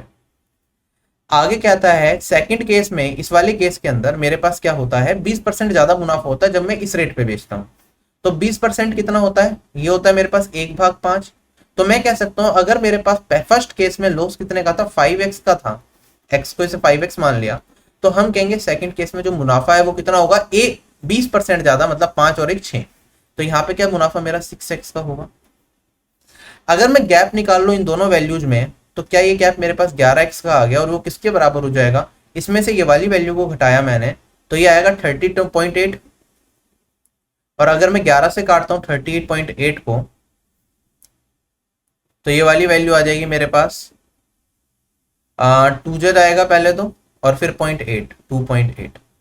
अगर ये x की वैल्यू 2.8 आ चुकी है तो कौन सा वैल्यू निकालना ज्यादा आसान है मेरे लिए, 5x निकालना ज्यादा आसान है कॉस्ट प्राइस के लिए। तो 5x करूंगा तो 5 इंटू 2.8 मेरे पास हो जाएगा 14। और 14 को अगर मैं इसमें जोड़ दूं तो कॉस्ट प्राइस की वैल्यू कितनी बन जाएगी मेरे पास, क्या ये 230 बन जाएगी। तो लागत मूल्य आ गया 230 रुपए। क्वेश्चन में कहता है अगर मैं इस आर्टिकल को बेचता हूं 220.75 रुपीज का, तो अप्रोक्सीमेटली कितने का मुझे लाभ या हानि होगी। तो आप देख रहे हो हानि हो रही है सीधा सीधा, कितने की हो रही है, 9.25 की हो रही है, कितने पे, 230 पे। सोल्व करके हमें वैल्यू बतानी है nearest to an integer. 4 options भी दे रखे हैं। देखो सबसे पहले प्रॉफिट तो हो नहीं रहा, तो या तो 5% होगा या 4%, इन दोनों में से मेरा आंसर है। दोनों क्लोज भी है तो बड़ा ध्यान से निकालना पड़ेगा। अच्छा अगर मैं इसका 5% निकालता और 4% निकालता, आप डायरेक्टली बताओ, इसका 1% तो 2.3 होगा, 2.3 का 4% कितना होता है मेरे पास, ये होता है 9.2, और 5% होता है मेरे पास 2.3 का 11.5। ये वाली वैल्यू किसके पास है, क्या ये 9.2 के पास है, तो मेरा जो लॉस हुआ है वो 4% का है। खत्म हो गया क्वेश्चन, ठीक है, ज्यादा कुछ करने की जरूरत नहीं है। लॉजिकली सोच लेना है, जब nearest to an integer 4 5 direct value दे रखी है, निकाल लो 4% कितना और 5% कितना। 4% is the right answer. Next question पे चलते हैं। क्वेश्चन में कहता है एक शॉपकीपर ने एक आर्टिकल को बेचा 455 रुपए का कुछ नुकसान पे। अगर वो आर्टिकल को 490 रुपए का बेचता है तो उसे जो गेन होता है वो 4 गुना होता है जो पिछले केस में उसे नुकसान हुआ था। हमें बताना है कि अगर उसे 25% का मुनाफा चाहिए तो उसे आर्टिकल को कितने रुपए का बेचना चाहिए। तो हम कहेंगे मेरे पास एक कॉस्ट प्राइस होगा, एक बार वो लॉस में बेचेगा और एक बार वो प्रॉफिट में बेचेगा। ठीक है, यही हो रहा है। लॉस में बेच रहा है तो वो 455 का बेच रहा है, और प्रॉफिट में बेच रहा है तो वो कितने का बेच रहा है, 490 का बेच रहा है। कहता है कि इस केस में जो लॉस हो रहा है वो लॉस मेरे पास यहाँ पे कितना है, यहाँ पे जो लॉस हो रहा है, जो मुनाफा है उसका 4 गुना है। तो यहाँ पे ये अगर पहले x का लॉस हो रहा था तो 4x का फायदा होगा। अगर मैं दोनों को सम कर दूं तो ये वाली वैल्यू कितनी हो जाएगी, क्या ये मेरे पास 5x आ जाएगी। ठीक है, इन दोनों का डिफरेंस कितना है, 5x मेरा किसके बराबर हो जाएगा, 490 में से अगर 455 को घटा दिया जाए तो ये वाली वैल्यू हो जाएगी मेरे पास 35, और x की वैल्यू आ जाएगी मेरे पास 7। ठीक, x की वैल्यू 7 आ गई तो यहाँ पे x की वैल्यू 7 रख दूंगा और इसमें जोड़ दूंगा, तो कॉस्ट प्राइस की वैल्यू कितनी आ जाएगी मेरे पास, 462 रुपए। अब इस आर्टिकल को हमें बेचना 25% के मुनाफे पे, तो बता दो सेलिंग प्राइस कितना होगा। तो 432, 25% कितना होता है, 1/4। तो 1/4 का मुनाफा कमाएंगे तो 5/4 पे बेचना पड़ेगा। तो मेरे पास वैल्यू कितनी आ जाएगी, ये 2 से तो पूरा पूरा कट जाएगा, यहाँ पे आएगा मेरे पास 231। अब ये कटेगा नहीं, ओड आएगा, तो मैं 2 से डिवाइड करूंगा इस वैल्यू को तो मुझे पता है 0.5 मिलेगा। तो ये ऑप्शन नहीं हो सकता, इन तीनों में से आंसर होगा। 115.5 तो वैसे ही कट गया, ये पॉसिबल नहीं है, इन दोनों में से आंसर है। सोल्व भी कर लेते हैं भैया। 5 15 एक कैरी फॉरवर्ड हो जाएगा, 10 और 1 11। ये हो जाएगा, 2 से भाग दूंगा तो मेरे पास वैल्यू आ जाएगी 572.5, 577.5 sorry. Option number A is correct. आगे बढ़ते हैं, टाइप 4 पे चलते हैं। इसमें इफेक्टिव प्रॉफिट या लॉस परसेंटेज अगर हमें निकालने को दो तो कैसे निकालते हैं वो सीखेंगे। ठीक है, एक छोटा सा क्वेश्चन पहले मैं आपसे पुट ऑन करता हूँ कि मेरे पास है ना टोटल 5 आर्टिकल्स हैं। मैंने 2 आर्टिकल को बेचा 20% के प्रॉफिट पे, 3 आर्टिकल को बेचा मैंने 10% के प्रॉफिट पे। तो आप बताओ मुझे 5 आर्टिकल पे ओवरऑल कितना प्रॉफिट या लॉस होगा। ठीक, तो आप कहोगे सर या तो मैं क्या कर लूं, एक आर्टिकल की कीमत अपनी मर्जी से कुछ भी मान लूं, मैंने कहा एक आर्टिकल की कीमत, क्योंकि 5 आर्टिकल बिल्कुल सेम जैसे हैं तो एक आर्टिकल की कॉस्ट प्राइस को मैं मान लेता हूँ 100 रुपए। 2 आर्टिकल है तो कॉस्ट प्राइस हो गया 200, और 3 आर्टिकल है तो मेरे पास कॉस्ट प्राइस हो गया 300। तो टोटल सभी आर्टिकल पे मिला के कॉस्ट प्राइस कितना हो गया, 500 हो गया मेरे पास। 2 आर्टिकल को 20% के प्रॉफिट पे बेचूंगा तो कितना प्रॉफिट कमाया मैंने, 200 का 20% निकालूंगा क्या, 40 रुपए का प्रॉफिट कमाया। 3 आर्टिकल को अगर मैं 10% के प्रॉफिट पे बेचूंगा तो इस पे 10% लगाया तो 30 रुपए मैंने यहाँ पे प्रॉफिट कमाया। टोटल प्रॉफिट कितने का कमाया, 70 रुपए का कमाया। कितने पे, 500 पे, तो कितने प्रतिशत का प्रॉफिट कमाया, आप कहोगे हो जाएगा 70 भाग 500 इंटू में 100, और मेरे पास जो वैल्यू निकल के आएगी 2 जीरो से 2 जीरो कटेगी और आंसर आ जाएगा मेरे पास 14%। काट दिया मैंने, ठीक है। ऐसे सोच सकते हैं, कोई प्रॉब्लम नहीं है। या तो हम ऐसे कर लें, इसी चीज को अब मैं दूसरे तरीके से लिखता हूं। मैंने कहा 2 आर्टिकल अलग थे, 3 आर्टिकल अलग थे, टोटल कितने आर्टिकल हो गए मेरे पास, 5 आर्टिकल हो गए। मैं मान लेता हूं 5 आर्टिकल पे मैंने x% का प्रॉफिट कमाया। क्या यहाँ पे वेटेड एवरेज का फॉर्मूला भी लगा सकते हैं। मैं कहूंगा 2 आर्टिकल पे 20% का प्रॉफिट, तो ये हो जाएगा मेरे पास 2 इंटू 20 प्लस, यहाँ पे अगर मैं कहूँ 3 आर्टिकल पे 10% का प्रॉफिट तो 3 इंटू में 10%, ये बराबर हो जाएगा 5 आर्टिकल पे x% के प्रॉफिट, तो ये हो जाएगा 5 इंटू x%। अब ओवरऑल क्या कह रहा हूं, मैं कह रहा हूं अगर सारे आर्टिकल की कीमत सेम ही है तो मैं हर एक आर्टिकल को अपना क्या मान लेता हूं, 100% मान रहा हूं एक आर्टिकल की वैल्यू को। तो 2 आर्टिकल पे 20% तो कितने का प्रॉफिट होगा, आप कहोगे एक आर्टिकल की कीमत अगर 100% है तो यहाँ पे मुझे 40% का फायदा होगा 2 आर्टिकल बेचने पे। ऐसे 3 आर्टिकल बेचने पे 30% का, और टोटल 5 पे x% का। तो ये कितना हो गया मेरे पास, 40 जमा 30, 70 भाग 5 करूंगा तो क्या ये 14 आ जाएगा मेरे पास x की वैल्यू। जल्दी बताओ, क्या सेम ही चीज आ गई मेरे पास यहाँ पे भी। हम ऐसे भी कर सकते हैं। अब इसी क्वेश्चन को थोड़ा सा और चेंज कर देता, मैं कहता मेरे पास 2, 3 और 5 की जगह यहाँ पे 200, 300 और आर्टिकल की बात की जा रही है। 200 आर्टिकल को 20% के मुनाफे पे, 300 आर्टिकल को 10% के मुनाफे पे, तो बताओ 500 आर्टिकल मेरे कितने परसेंट के मुनाफे पे बेचे गए। तो आप कहते सर वही करता मैं 200 को 20 से गुना, 300 को 10 से गुना और 500 को इससे गुना। क्या मेरे पास गुना करने के बाद जब वैल्यू आती, ये वाली वैल्यू मेरे पास जो एक्स्ट्रा जीरो है कट जाती। जब हम इस स्टेप पे पहुंचते तो ये सारी एक्स्ट्रा जीरोस कट जाती, तो हम कहेंगे जो फाइनली जो मेरा प्रॉफिट होगा या लॉस होगा वो टोटल नंबर ऑफ आइटम्स पे डिपेंड नहीं करता, उनके रेशियो पे डिपेंड करता है। तो मेरे पास 2, 3, 20%, 10% के केस में जो प्रॉफिट परसेंटेज आएगा वही मेरे पास 200, 300 आर्टिकल्स होते तब भी यही प्रॉफिट परसेंटेज रहता। क्या ये चीज समझ आ गई। तो मैंने कहा नंबर ऑफ आर्टिकल्स मैटर नहीं करेंगे, उनका रेशियो मैटर करेगा जब भी हम इफेक्टिव परसेंटेज निकालेंगे प्रॉफिट का। चले आगे, अब हम क्वेश्चन सोल्व करेंगे। अभी जो सीजीएल 2020 के क्वेश्चन है उसमें अच्छे लेवल के क्वेश्चन पूछे गए हैं। उस पे जाने से पहले मैं एक सीजीएल 2018 का टीसीएस का क्वेश्चन आपको करवा रहा हूँ, ठीक है। उससे कंसेप्ट क्लियर हो जाएगा आपका। क्वेश्चन में कहता है एक शॉपकीपर है जिसने क्या करा, 120 कुंटल वीट खरीदा, 20% इसका इसने बेच दिया 25% के नुकसान पे, ठीक है। हमसे कहता है एट व्हाट परसेंट गेन, कितने प्रतिशत के लाभ पे इसे बाकी को बेच देना चाहिए जिससे कि ओवरऑल पे से 25% का मुनाफा हो। तो 20% कितना होता है, आप कहोगे तो 1/5 होता है। तो टोटल क्वांटिटी का मैं कह सकता हूं कि उसने एक हिस्सा बेच दिया कितने प्रतिशत के नुकसान पे, 25% के नुकसान पे। नुकसान है तो नेगेटिव साइन लगा देता हूं। अब मेरे पास बचा हुआ हिस्सा कितना होगा, रिमेनिंग हिस्सा हो गया 5 में से 1 घटाया 4, 4 हिस्सा वो कितने प्रतिशत के लाभ पे बेचे जिससे कि ओवरऑल 4 और 1 5 पे उसे मुनाफा कितने का हो जाए, 25% का हो जाए। ये हमें क्वेश्चन में दे रखा है, हमें बताना है फाइनली वैल्यू क्या आएगी, एक्स की वैल्यू बता। ठीक, तो अब देखो ये टोटल क्वांटिटी दे रखी थी 120 क्विंटल, क्या इसकी कोई जरूरत थी इस क्वेश्चन के अंदर, नहीं।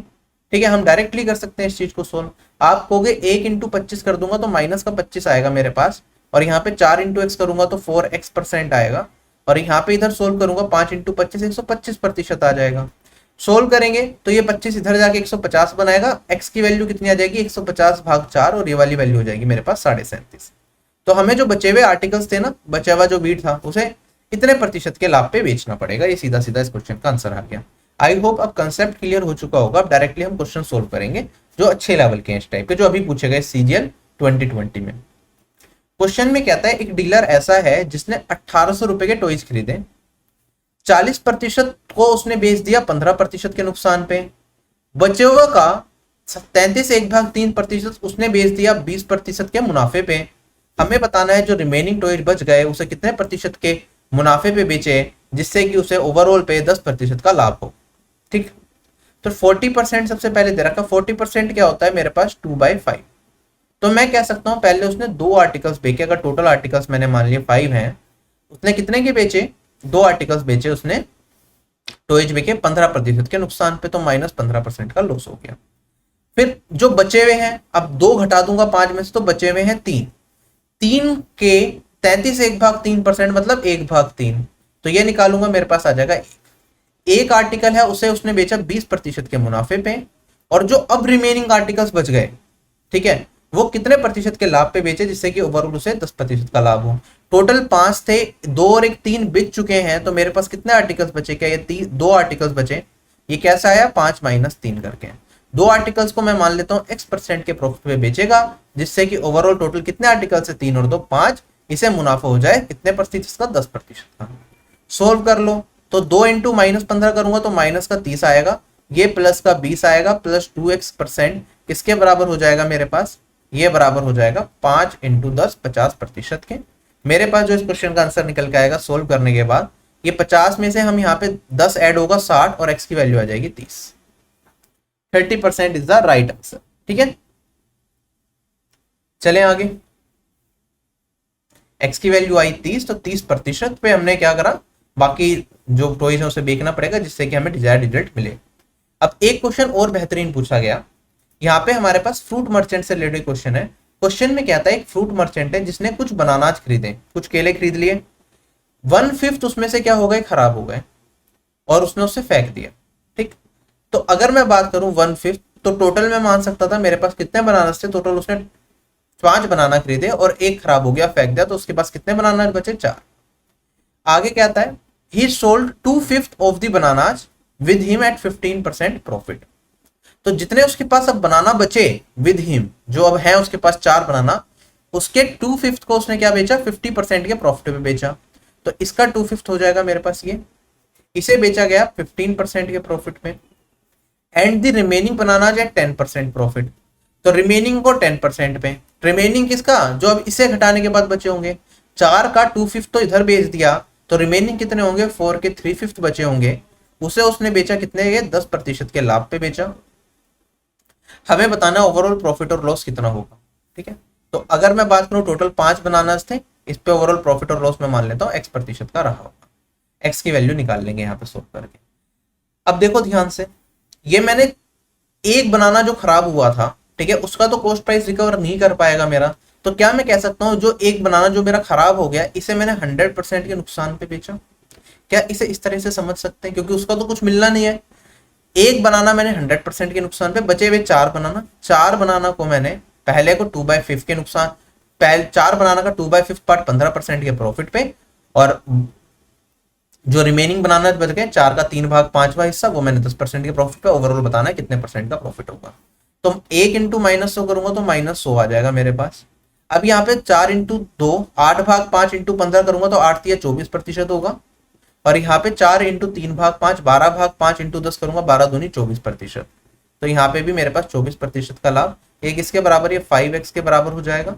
अगर मैं सोल्व करता हूँ यहाँ पे, तो 24 और 24 ये बनेगा 48, 48 अगर 100 में से घटाया गया तो मेरे पास बचेगा -52, -52/5 अगर मैं कर दूं तो x की वैल्यू आ जाएगी, माइनस ये रिप्रेजेंट करेगा कि हमें नुकसान हो रहा है, तो x की वैल्यू आ जाएगी 10.4% माइनस में।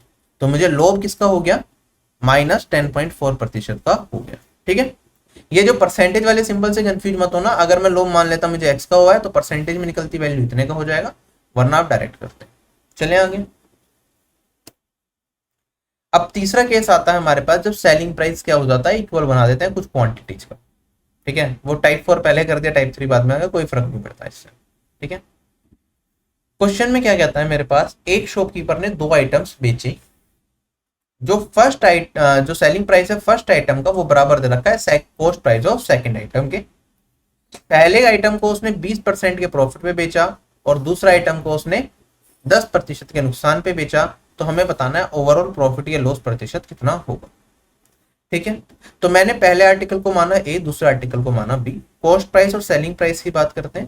पहले आर्टिकल को बेचा गया किसके, 20% के प्रॉफिट पे, तो मैं कहूंगा 5 का पड़ रहा होगा तो 6 का बेच दिया होगा। और दूसरे आर्टिकल की बात करता हूँ, cost price ratio selling price, तो हमने इसे बेचा 10% के नुकसान पे। तो अगर 10 का पड़ रहा होगा तो हमने इसे 9 का बेचा होगा। क्वेश्चन में कहता है जो पहले आर्टिकल का क्या है, कॉस्ट प्राइस है, दूसरे आर्टिकल के सेलिंग प्राइस के बराबर है। सॉरी, फर्स्ट आर्टिकल का सेलिंग प्राइस दूसरे आर्टिकल के कॉस्ट प्राइस के बराबर। तो पहले आर्टिकल का सेलिंग प्राइस तो है मेरे पास 6 और दूसरे आर्टिकल का कॉस्ट प्राइस है मेरे पास 10। इन्हें इक्वल बनाना है, तो मैं क्या कर दूं, आप कहोगे सर 6 और 10 का एलसीएम लूंगा तो 30 आ जाएगा। इसमें 5 से गुना करूं तो 30 बनता है, इसमें 3 से गुना तो 30 कर बनता है।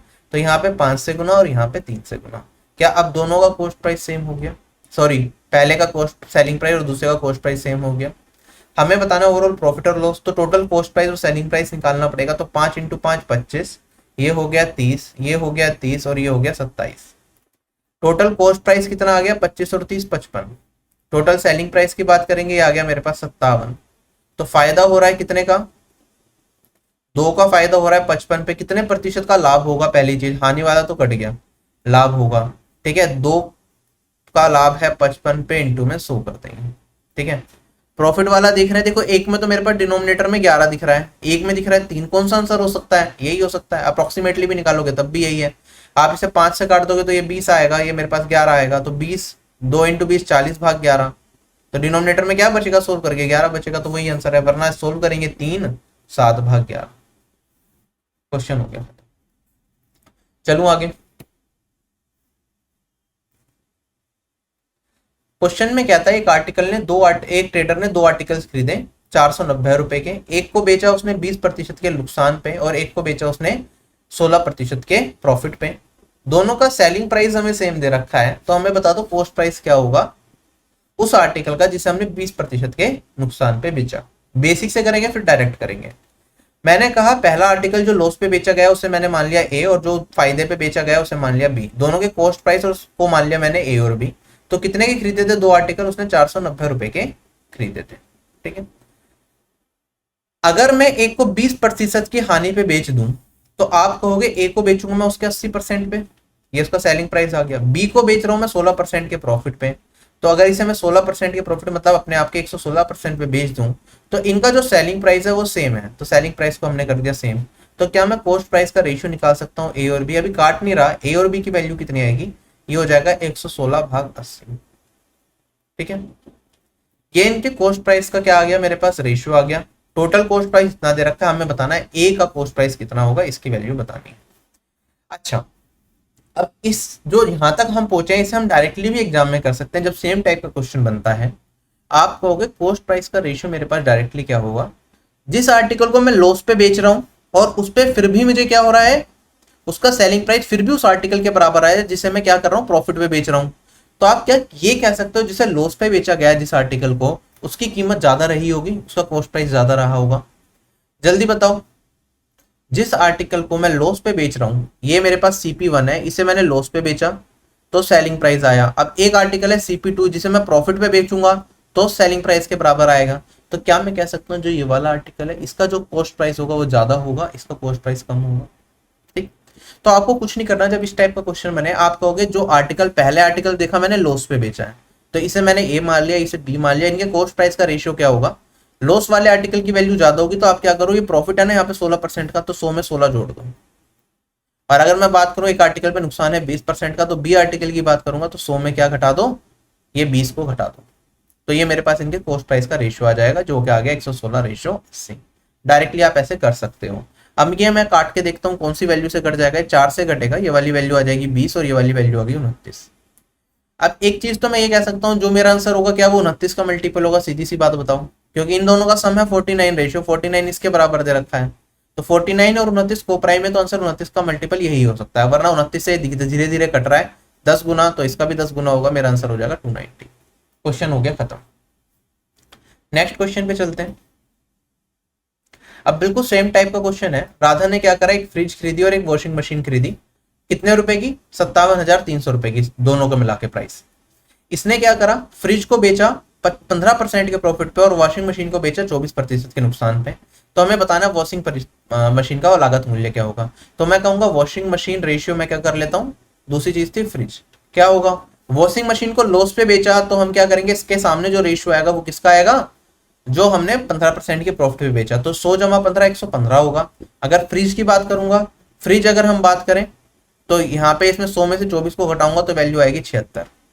डायरेक्टली मुझे वॉशिंग मशीन और फ्रिज के कॉस्ट प्राइस का रेशियो मिल गया। कंबाइंड कॉस्ट प्राइस मेरे पास इतना था, तो हमें बताना है कॉस्ट प्राइस क्या होगा वॉशिंग मशीन का। ठीक, अब ये किसी से कट रहा है क्या, ये 11 है, नहीं कटता हुआ दिख रहा, तो जो मेरा आंसर होगा वो 115 का मल्टीपल होगा। जल्दी बताओ, इन दोनों का अगर मैं सम भी कर दूं तो ये वाली वैल्यू कितनी आएगी, मेरे पास 1 आएगी, और यहाँ पे मेरे पास 18 और 1 19 बनेगा। 191 रेशियो इसके बराबर है, 115 रेशियो की वैल्यू बतानी। ये दोनों अगर कोप्राइम हो गए तो मेरा आंसर 115 का मल्टीपल होगा। चार ऑप्शन में 115 का सिर्फ एक ही मल्टीपल है, तो यही आंसर है। ठीक है, वरना पूरा सोल्व कर लेंगे, इससे भी काटूंगा तो ये 3 गुना जा रहा है और 2 जीरो भी आएंगी, तो यहाँ पे 300 कर दूंगा, तो 34500। मल्टीपल चेक कर लिया करो, आसानी हो जाती है। चलते हैं आगे। ये अच्छा क्वेश्चन है, थोड़ा टाइम कंज्यूमिंग भी क्वेश्चन है, इसकी डायरेक्ट जो ट्रिक बताऊंगा वो अच्छे से समझ लेना। अभी मैं पहले बेसिक से बताता हूँ। देखो मेरे पास एक शॉपकीपर ने क्या करा, 2 आर्टिकल्स को बेचा, कितने रुपए का, प्रत्येक को 10,591 रुपए का बेचा। एक को बेचने पे उसने 19% का प्रॉफिट कमाया और एक को बेचने पे उसने 11% का नुकसान झेला। हमें बताना ओवरऑल गेन या प्रॉफिट कितना होगा। ठीक, तो मैंने कहा एक आर्टिकल ए है, बी है, पहले बेसिक, तो cost price ratio selling price, पहले पे 19% का गेन, तो 100 का पड़ रहा है तो 119 का बेच दिया। दूसरे आर्टिकल की बात करूंगा, cost price ratio selling price कितने का पड़ रहा है, 100 का पड़ रहा है, तो 11% के नुकसान मतलब 89 का बेचा होगा। ओवरऑल प्रॉफिट या लॉस परसेंट बताना है हमें कि कितना होगा। तो आप कहो कि एक्चुअल वैल्यू से तो कोई मतलब नहीं है, दोनों आर्टिकल के सेलिंग प्राइस को इक्वल कर रखा है, इसे इक्वल बनाएंगे, सेलिंग प्राइस और कॉस्ट प्राइस निकालेंगे, मेरा आंसर आ जाएगा। ठीक है, तो एक्चुअल वैल्यू से कोई भी मतलब हमें नहीं है। ठीक, अगर मैं सोल्व करता हूँ यहाँ पे, तो सबसे पहले सेलिंग प्राइस को इक्वल करने के लिए यहाँ पे 89 से गुना कर दूं, क्योंकि दोनों कोप्राइम दिख रहे हैं मुझे, और अगर मैं इसे सोल्व करूंगा तो इसमें मुझे 119 से मल्टीप्लाई करना पड़ेगा। अब यहाँ पे सोल्व करके मेरे पास यहाँ पे कॉस्ट प्राइस की वैल्यू 8900 होगी, इसे इससे गुना कर दूंगा, और फिर यहाँ पे मेरे पास वैल्यू होगी 11900, इसे इससे गुना करूंगा, तो सेम, तो ये दोनों वैल्यू तो सेम ही आने वाली है सेलिंग प्राइस की। आप ध्यान से देखा करो, कई बार एग्जाम में चेक कर लिया करो इस चीज को भी आप, कि जब मैं इस 89 को 119 से मल्टीप्लाई कर रहा हूँ, कहीं ये वाली वैल्यू तो नहीं बन रही। एग्जामिनर कई बार सोच समझ के ये वैल्यू देता है, अगर इसकी जगह कोई और वैल्यू देता आंसर मेरा सेम रहता, तब भी कोई बदलाव नहीं आता, बट कई बार ऐसा दे देता है, वरना हम मल्टीप्लाई करके देख लेंगे। 119 है मेरे पास, 89 है। ठीक है, डायरेक्ट मल्टीप्लाई कर लो तो डायरेक्ट भी कर सकते हो, वरना आप क्या कर सकते हो, 100 से कंपेयर कर लोगे कि ये मेरा 19 ज्यादा है, ये मेरा कितना कम है, 11 कम है। कैलकुलेशन ट्रिक्स में सब बता रखा है। अगर मैं बात करूं यहाँ पे, ये क्या होगा 89 और उसमें 19 जोड़ दूंगा तो वैल्यू बन गई मेरे पास 108। अब ये 2 जीरो लगा लेते हैं इसमें, 19 और 11 को मल्टीप्लाई करूंगा तो वैल्यू कितनी है, नेगेटिव में आएगी मेरे पास यहाँ पे 209, तो ये 209 इसमें घटाऊंगा तो वैल्यू कितनी बचेगी 8, और यहाँ पे बचेगा मेरे पास 1059 सॉरी। ठीक है, डन। तो ये 10591 है, ये हो गया वो क्या कहते हैं जो हम कैलकुलेशन ट्रिक्स में सीखते हैं, वरना डायरेक्ट मल्टीप्लाई कर लेते तब कोई बात। तो टोटल सेलिंग प्राइस कितना हो गया मेरे पास, सेलिंग प्राइस हुआ 2 × 10591। टोटल कॉस्ट प्राइस कितना हुआ मेरे पास, ये होगा 8900 में 11900 को जोड़ूंगा तो ये बन जाएगा मेरे पास 20800। सेलिंग प्राइस और कॉस्ट प्राइस का रेशियो मिल गया, क्या मैं परसेंटेज निकाल सकता हूं। अगर मैं यहाँ पे 100 से गुना कर दूं तो इसका मतलब क्या होगा कि अगर मैं कॉस्ट प्राइस को 100% मान रहा हूं तो मुझे इसके रिस्पेक्ट में सेलिंग प्राइस की परसेंटेज मिल जाएगी। ठीक है, तो मैं यहाँ पे सोल्व करके एक बार सेलिंग प्राइस की परसेंटेज निकालता हूँ। 2 से काटा तो ये आया 1040000 कट जाएगी। 104 से इसे काटूंगा तो वैल्यू कितनी आएगी, पहले तो जाएगा 1 जा, ठीक है 104 आ गया, फिर मेरे पास 1 बनेगा, 0 लगाना पड़ेगा, तो मेरे पास यहाँ पे बचेगा 19 आया था 191 आ गया, फिर 1 जाएगा मेरे पास, एक सेकेंड 104 था, एक बचा, एक 19, फिर मेरे पास वैल्यू क्या जाएगी 1 टाइम्स जाएगी, फिर मैं सोल्व करूंगा तो पॉइंट में कुछ वैल्यू आएगी, राइट। तो जो सेलिंग प्राइस की वैल्यू है ये मेरे पास 101.8 समथिंग आएगा, अभी लिख लेते हैं। तो मेरे पास जो प्रॉफिट होगा, आप कहोगे कॉस्ट प्राइस 100% है, सेलिंग प्राइस इतना है, तो प्रॉफिट हो रहा है किसका 1.8 का, कितने पे 100 पे, तो प्रॉफिट परसेंटेज कितना हो जाएगा 1.8%। क्वेश्चन हो गया खत्म। अब ये हो गया बहुत बड़ा तरीका भैया, ये एग्जाम में करने बैठ के एक एक चीज ऐसे लिखने लग गए तो ये क्वेश्चन ना कर पाओगे 3 मिनट के अंदर। एमटीएस में तो फिर भी टाइम मिल सकता है, एचजीडी में टाइम मिल सकता है, सीजीएल सीएचएसएल में अगर ऐसा क्वेश्चन आता है नहीं कर सकते टाइमली। तो इसके लिए we should have an advanced method to solve these kind of questions, कि ऐसा क्वेश्चन आ जाए तो भी तो हमें करना है, तो उसे विद इन 1 मिनट कैसे करेंगे या उससे भी कम टाइम में कैसे करेंगे वो सीखते हैं। अब ये सेम स्टेटमेंट पे पहले भी 3-4 बार एसएससी क्वेश्चन दे चुका है, बल्कि ज्यादा बार, तो हम देखते हैं कैसे करना है।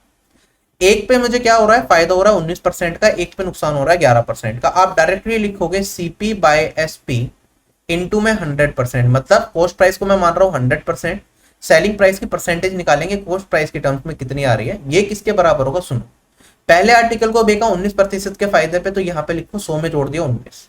दूसरे आर्टिकल को बेका 11% के लॉस पे, तो 100 में से मैं क्या घटा दूंगा, 11 को घटा दूंगा, ये वैल्यू आएगी मेरे पास 89 डिवाइडेड बाय। अब आप क्या करो, इन दोनों वैल्यू का क्या कर दो, सम कर दो और उसे 2 से विभाजित कर दो। या तो आप यहाँ पे 2 इंटू दिस कर लो, या फिर आप इन दोनों का सम करके नीचे लिख दो। ये वाली वैल्यू कितनी आएगी मेरे पास, 119 जमा 88, ये आ गया 208। ये मेरा डायरेक्टली जो वैल्यू निकल के आएगी, ये सेलिंग प्राइस का परसेंटेज बताएगा मुझे, अगर कॉस्ट प्राइस को मैंने 100 माना है। देखो यही करा है क्या हमने। आप कहोगे 2 इंटू 10591 डिवाइडेड बाई 20800 आ रहा है, 00 तो 100 से कट गया, वो हमने यहाँ पे लिखा नहीं। आपको बस क्या करना है, 2 into this divided by this. Solve करेंगे तो मेरे पास बचा 100, ये 2 से कट जाएगा तो ये वाली वैल्यू आएगी 104। तो ये दोबारा मेरे पास बन गया 10591 डिवाइडेड बाई 104। अब आगे कैसे करेंगे भैया, देखो मुझे ये सीधा सीधा दिख रहा है कि यहाँ पे ये पहले तो 1 से जाएगा 1, फिर मैंने करा 0, ठीक है, तो ये 19 बन गया 90, 191 आया तो कितने टाइम्स जाएगा 1 टाइम्स, तो 101 पॉइंट समथिंग मेरा आंसर आएगा। तो मैं कहूंगा कॉस्ट प्राइस को अगर 100 माना था तो ये 101 कुछ जा रहा है, तो प्रॉफिट होगा 1 पॉइंट समथिंग का। 4 ऑप्शन में देखो प्रॉफिट भैया कहाँ पे हो रहा है, 1 पॉइंट समथिंग का, ऑप्शन नंबर डी में ये मेरा आंसर आ गया। विद इन 1 मिनट आप कर सकते हो। बस एक छोटी सी कैलकुलेशन वाला पार्ट क्या था, वो भी 119 इंटू 89 था, जो कि कई बार एग्जामिनेशन में आपको ये वाली जो वैल्यू होती है वो यही दे रखी होती है। आप एक बार यूनिट डिजिट से चेक कर लिया करो, अगर 9 इंटू 9 1 आ रहा है आपका, इसका मतलब ये वाली वैल्यू जो आपको दे रखी है वो यही है। तो डायरेक्टली आपको ये कैलकुलेशन भी बच जाएगी और आंसर मेरा आ जाएगा ये, ठीक है। एग्जाम में करेंगे आंसर क्या करेंगे हम इसमें, मैं कहूंगा 10591 डिवाइडेड बाई, मैक्सिमम केस में यही वैल्यू देते हैं ये लोग, दूसरी भी दे सकते हैं आगे, तो नहीं काम करेगा ये। तो फिर हम ये डायरेक्टली ये वाला मेथड पूरा बेसिक से करना पड़ेगा, ठीक है। डिवाइडेड बाय फिर क्या आएगा मेरे पास 208 इन दोनों का सम बना था 119 और 18 इसका, वरना आप ये देख लिया करो, गेन है 19 का, यहाँ पे लॉस है 11 का। 19 में से अगर मैं 11 को घटाऊंगा तो मेरे पास बचेगा कितना 8, 8 को 2 से विभाजित करो तो बचा 4, तो यहाँ पे आएगा 104, ये वाली वैल्यू भाई 104 परसेंटेज निकलेगा, जो भी वैल्यू आएगी सोल्व करके आंसर। थोड़ा सा सोचना इस क्वेश्चन पे बैठ के, समझ आ जाएगा हम क्या कर रहे हैं। नेक्स्ट क्वेश्चन हमारे पास, अब डिस्काउंट से रिलेटेड कुछ बेसिक क्वेश्चन है, पहले वो समझेंगे, इससे पहले कंसेप्ट करेंगे, चलते हैं आगे। अब देखो 2 लोग होते हैं मेरे पास, एक होगा, 2 नहीं 3 लोग ले लेते हैं। एक होता है मैन्युफैक्चरर, जिसने वस्तु का उत्पादन किया, एक होगा मेरे पास सेलर जो सामान को बेचेगा, और एक होगा मेरे पास कस्टमर जो सामान को खरीदेगा। आप जनरली या तो सेलर होंगे या फिर कस्टमर होंगे, बहुत ही रेयर चांस है आपको मैन्युफैक्चरर बनाया जाए।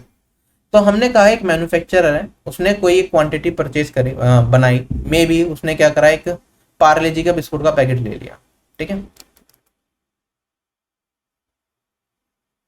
उसने क्या करा, पार्ले जी का बिस्कुट किसी भी रुपए में बनाया, हमें उससे मतलब नहीं है, उसने इसके ऊपर एक डाल दिया MRP, मैक्सिमम रिटेल प्राइस, या फिर जिसे बोलते हैं हम अंकित मूल्य, ठीक है।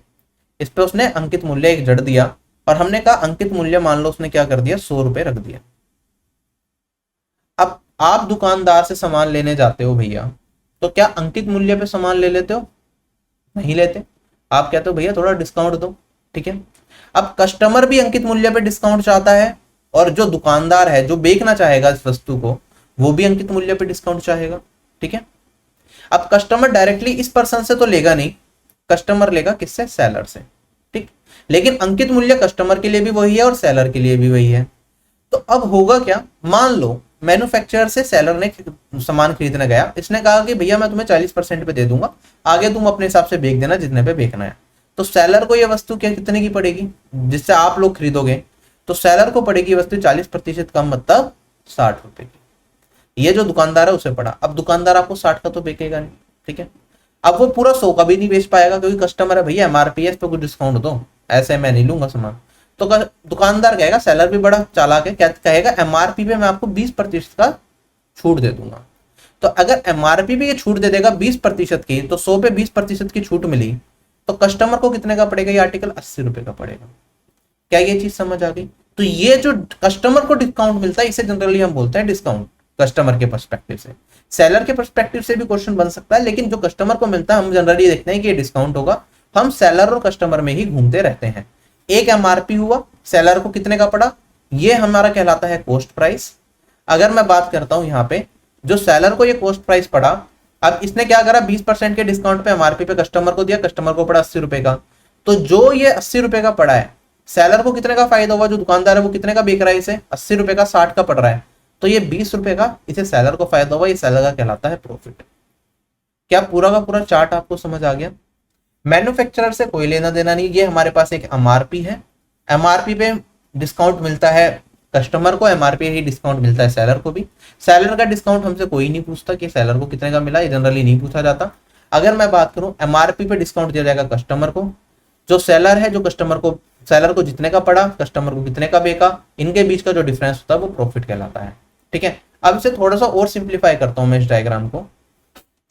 मेरे पास एक है एमआरपी, एक है मेरे पास कॉस्ट प्राइस, और एक है मेरे पास सेलिंग प्राइस, ठीक है।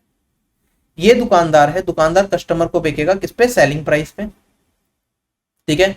तो ये मेरे पास क्या हो जाएगा, इस पे आप प्रॉफिट लोगे या लॉस लोगे, उसके बाद हमारे पास वैल्यू बनती है सेलिंग प्राइस की।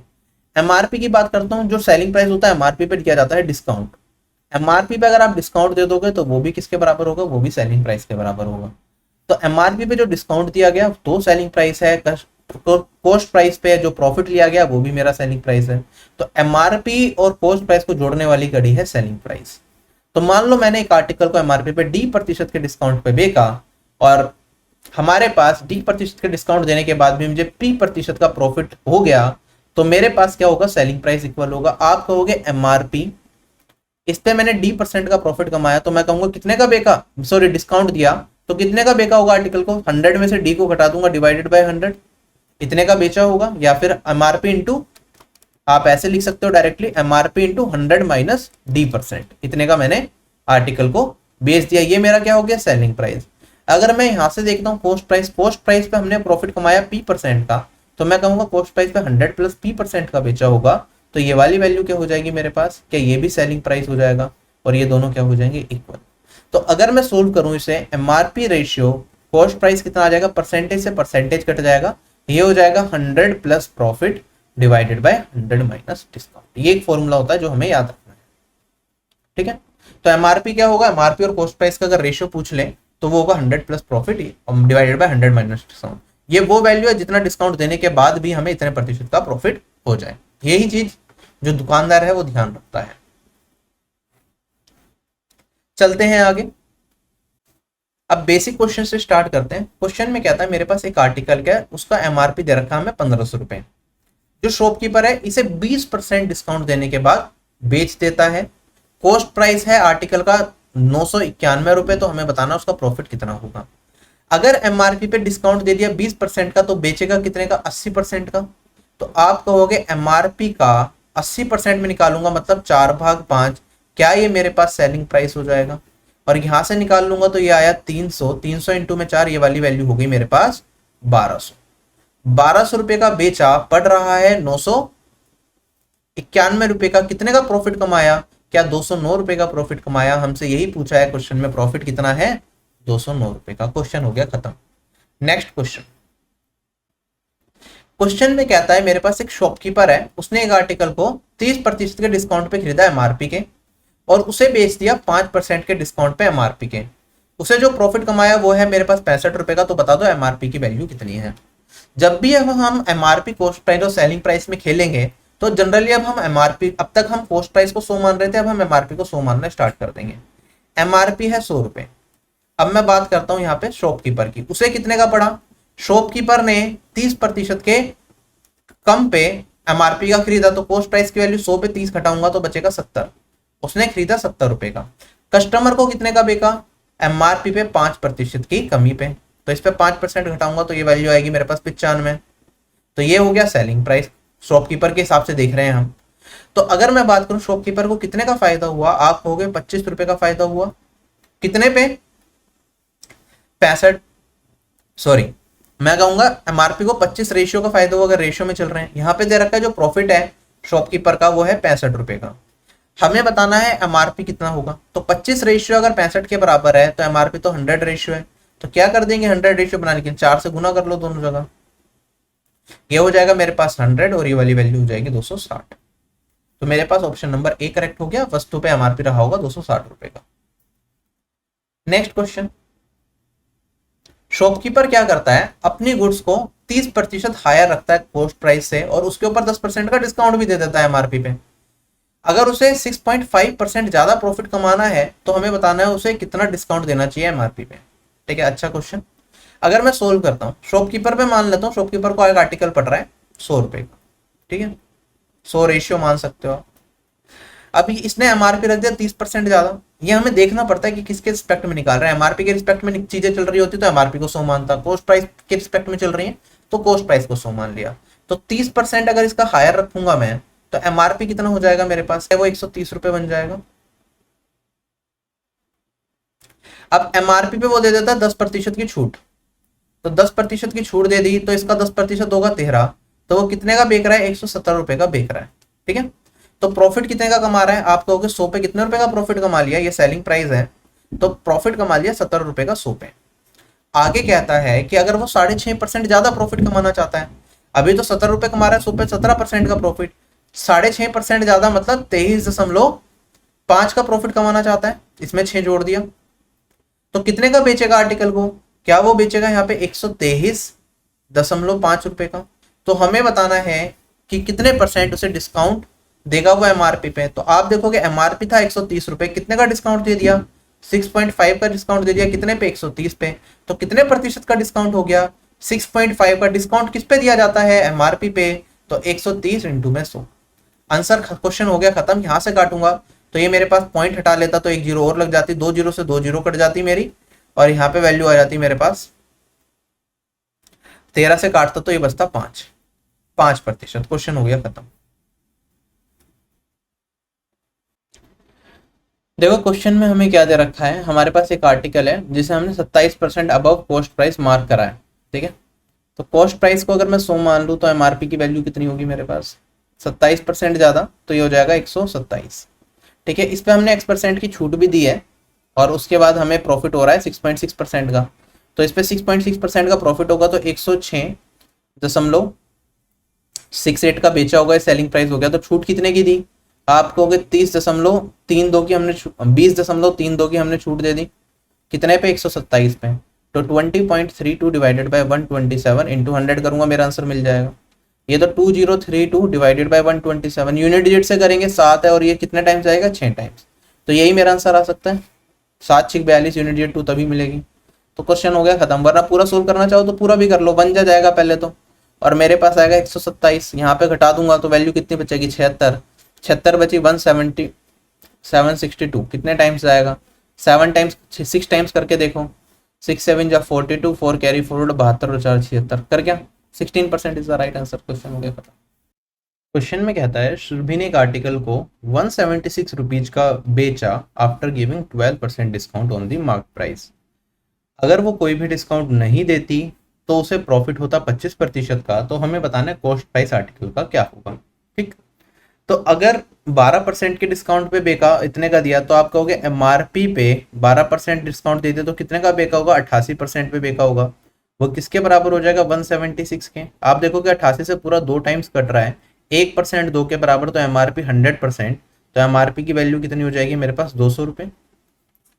आगे कहता है अगर कोई डिस्काउंट नहीं देता तो प्रॉफिट होता 25% का, तो कोई डिस्काउंट नहीं देते तो इतने का ही बेचता, तो ये मेरे पास कितने का हो जाता कॉस्ट प्राइस का 25% एक्स्ट्रा, तो कॉस्ट प्राइस का 125% के बराबर होती है वाली वैल्यू। अगर मैं सोल्व कर लूंगा यहाँ पे तो 125% को 5/4 लिख सकता हूँ, कॉस्ट प्राइस का 5/4 ये बराबर है 200 के, यहाँ से काटूंगा तो ये 40 आएगा और 40 इंटू 4 160। ये मेरा इस क्वेश्चन का आंसर हो जाएगा, ऑप्शन नंबर बी करेक्ट हो जाएगा। ठीक है। वरना अगर आप यहाँ तक पहुंच ही गए थे तो आप ऑप्शन से भी चेक कर सकते थे कि कौन सी वैल्यू ऐसी है जिसपे 25% देने के बाद 25% प्रॉफिट लगाने के बाद वैल्यू 200 बनेगी। तो ऑप्शन देखते ही आपकी नजर पड़ते पड़ते ही आपको आंसर मिल जाता कि वो 160 ही होगा इसका, क्योंकि इसका 25% मतलब 1/4, 1/4 कितना होगा 40, 40 इसमें जोड़ा तो बन गया 200। ठीक है। तो यहाँ पे एक एक चीज लिखते हैं तो टाइम लगता है, एग्जाम में आप थोड़ा फास्ट ही करोगे इस चीज से, जो मैं प्रोसेस फॉलो कर रहा हूँ इससे कम टाइम में ही कर पाओगे आप, चीजें दिखने लग जाएंगी थोड़े टाइम के बाद। क्वेश्चन में कहता है एक शॉपकीपर है जिसने एक आर्टिकल को 4/5 ऑफ द मार्केट प्राइस पे बेचा। उस केस में उसे जो लॉस होता है वो होता है 1/3% का। ठीक है। प्रॉफिट परसेंटेज बताओ अगर वो आर्टिकल को मार्केट प्राइस पे ही बेच देता है। ठीक है। तो मैं मान लेता हूँ आर्टिकल का एमआरपी मेरे पास क्या है, ये है 4/5 पे बेचा तो इतने का बेचा होगा, क्या ये सेलिंग प्राइस आ गया मेरे पास। अब उसे लॉस हो रहा है इस प्राइस पे बेचने पे 1/3%, जिसे मैं लिख सकता हूँ 10/3%। 10/3% को और खोल लेंगे तो 10, और यहाँ पे ये 300 बन जाएगा नीचे, और यहाँ पे 0 से 0 काट दूंगा तो 1/30 बचेगा। तो अगर कॉस्ट प्राइस मेरा 30 होता तो 1 का नुकसान होता, तो मैं कह सकता हूँ कॉस्ट प्राइस पे मुझे कितने का बेचा होगा, कॉस्ट प्राइस का 1 का नुकसान उठाना है 30 पे तो 29 का बेचा होगा। अगर 30 कॉस्ट प्राइस है तो 29/30। क्या ये मेरे पास सोल्यूशन आ जाएगा, ये सेलिंग प्राइस है और ये भी सेलिंग प्राइस है। एमआरपी बेचता तो कितने प्रतिशत का फायदा होता वो हमें निकालना है, तो सोल्व कर लेते हैं। यहाँ पे एमआरपी रेशियो कॉस्ट प्राइस यहाँ से काट दूंगा तो ये वाली वैल्यू हो जाएगी 6, और 4 से गुना कर देंगे तो इधर आ जाएगा 24। एमआरपी बाय कॉस्ट प्राइस ये हो जाएगा मेरे पास 29/24। तो एमआरपी पे बेचेंगे तो कितने का फायदा, कॉस्ट प्राइस अगर 24 है तो एमआरपी है 29, 5 रेशियो का फायदा कितने पे 24 पे, तो 5/24 इंटू में 100 मेरा इस क्वेश्चन का आंसर है। 4 से काट दूंगा तो ये आएगा 25 और ये आएगा 6। 125/6 कितना हो गया हमारे पास, ये हो गया लगभग 20.8%। नियरेस्ट टू एन इंटीजर बताना है तो ये बन गया 21%। ऑप्शन नंबर मेरा डी के हो गया, करेक्ट हो गया, क्वेश्चन हो गया खत्म। नेक्स्ट क्वेश्चन पे चलते हैं। क्वेश्चन में कहता है एक शॉपकीपर ने एक मशीन खरीदी 4600 रुपए की, उस पर 500 रुपए उसकी रिपेयरिंग पे लगाए।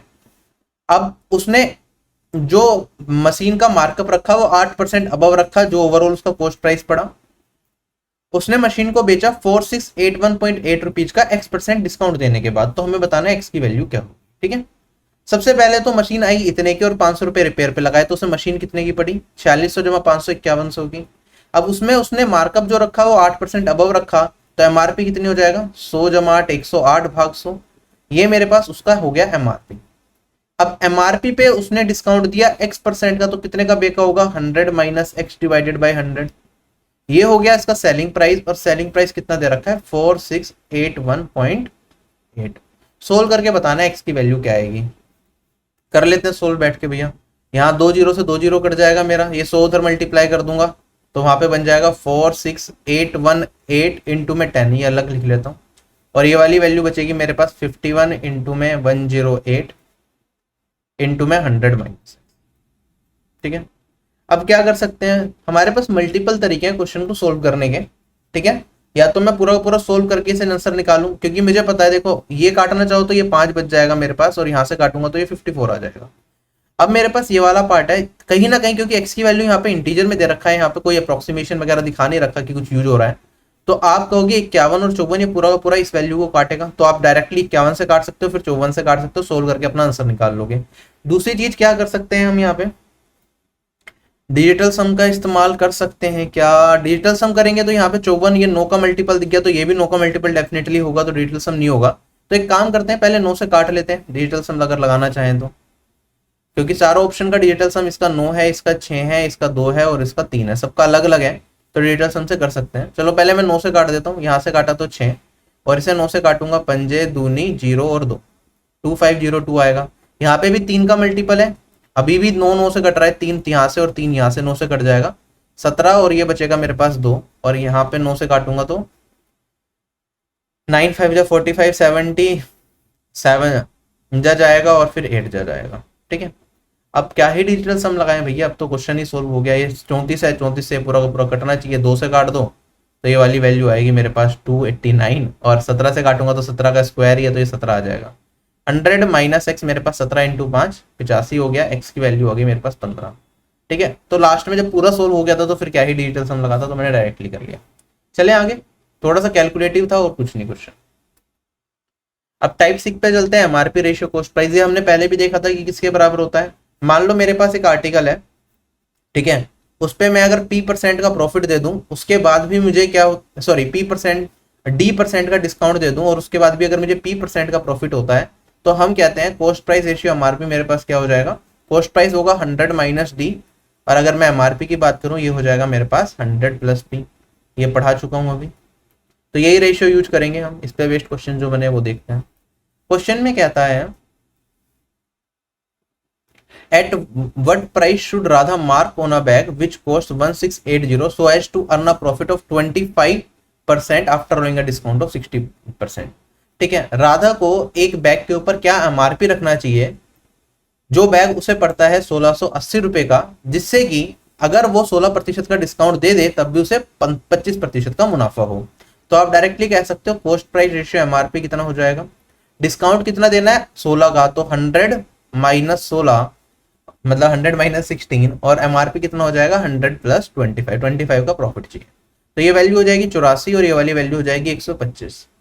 कॉस्ट प्राइस और एमआरपी का रेशियो मिल गया। कॉस्ट प्राइस तो क्वेश्चन में ही दे रखा था कि कितना है 1680 है, तो ये 1680 कितने टाइम्स दिख रहा है 20 टाइम्स, तो एमआरपी कितना हो जाएगा इसका 20 टाइम्स, और ये वाली वैल्यू आ जाएगी मेरे पास 2500। क्वेश्चन हो गया खत्म। ठीक है, बेसिक से करते तब भी आप ऐसे ही करते, आप सेलिंग प्राइस को इक्वल बनाते। आपको कॉस्ट प्राइस दे रखा है 1680, कितने परसेंट का प्रॉफिट चाहिए 25% का, तो आप कहोगे 125 भाग 100 का बेचूंगा।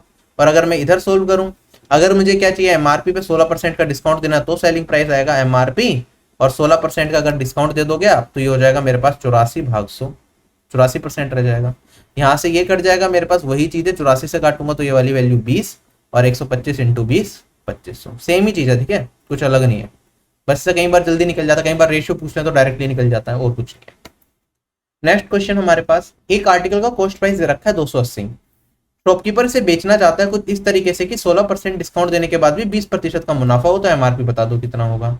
एमआरपी रेशियो कॉस्ट प्राइस कितना हो जाएगा मेरे पास, मुनाफा कितने का चाहिए 20 का 100 पे, तो 100 जमा 20 120, 16% का डिस्काउंट देना तो 100 में 16 घटाऊंगा तो ये आ गया 84। ठीक, कॉस्ट प्राइस की वैल्यू दे रखी है हमें, एमआरपी की वैल्यू बतानी है, तो 84 से डायरेक्टली तो नहीं कट रहा, तो थोड़ा काट देते हैं, 4 से कट जाएगा, ये आ जाएगा 21, और ये वाली वैल्यू कितनी आ जाएगी मेरे पास 15। अगेन ये 3 से कट जाएगा मेरे पास, तो ये आ जाएगा 7, और ये आ जाएगा ये 15 नहीं है, सॉरी ये 25 है, सॉरी ये 30 है ना, ये 3 से काटूंगा तो ये 10 आएगा और ये 7 आएगा। 7 रेशियो 280 के बराबर दे रखा है, 40 गुना जा रहा है, तो ये इसका 40 गुना होगा और आंसर आ जाएगा मेरे पास 400। ऑप्शन नंबर 1 है। नेक्स्ट क्वेश्चन, क्वेश्चन में कहता है हमारे पास एक आर्टिकल का कॉस्ट प्राइस 250 रुपए है, एक शॉपकीपर को 20% गेन करना है 36% डिस्काउंट देने के बाद, एमआरपी बताना है। कमेंट सेक्शन में कमेंट करके बताना आंसर क्या आएगा। नेक्स्ट क्वेश्चन हमारे पास सेम टाइप का क्वेश्चन है 29 और 30, ये 30 क्वेश्चन का भी आपको आंसर कमेंट सेक्शन में कमेंट करके बताना है क्या आएगा। 31 बिल्कुल सेम टाइप क्वेश्चन, अगेन ये भी होमवर्क का क्वेश्चन है, कमेंट सेक्शन में कमेंट करके तीनों क्वेश्चंस के आंसर चाहिए।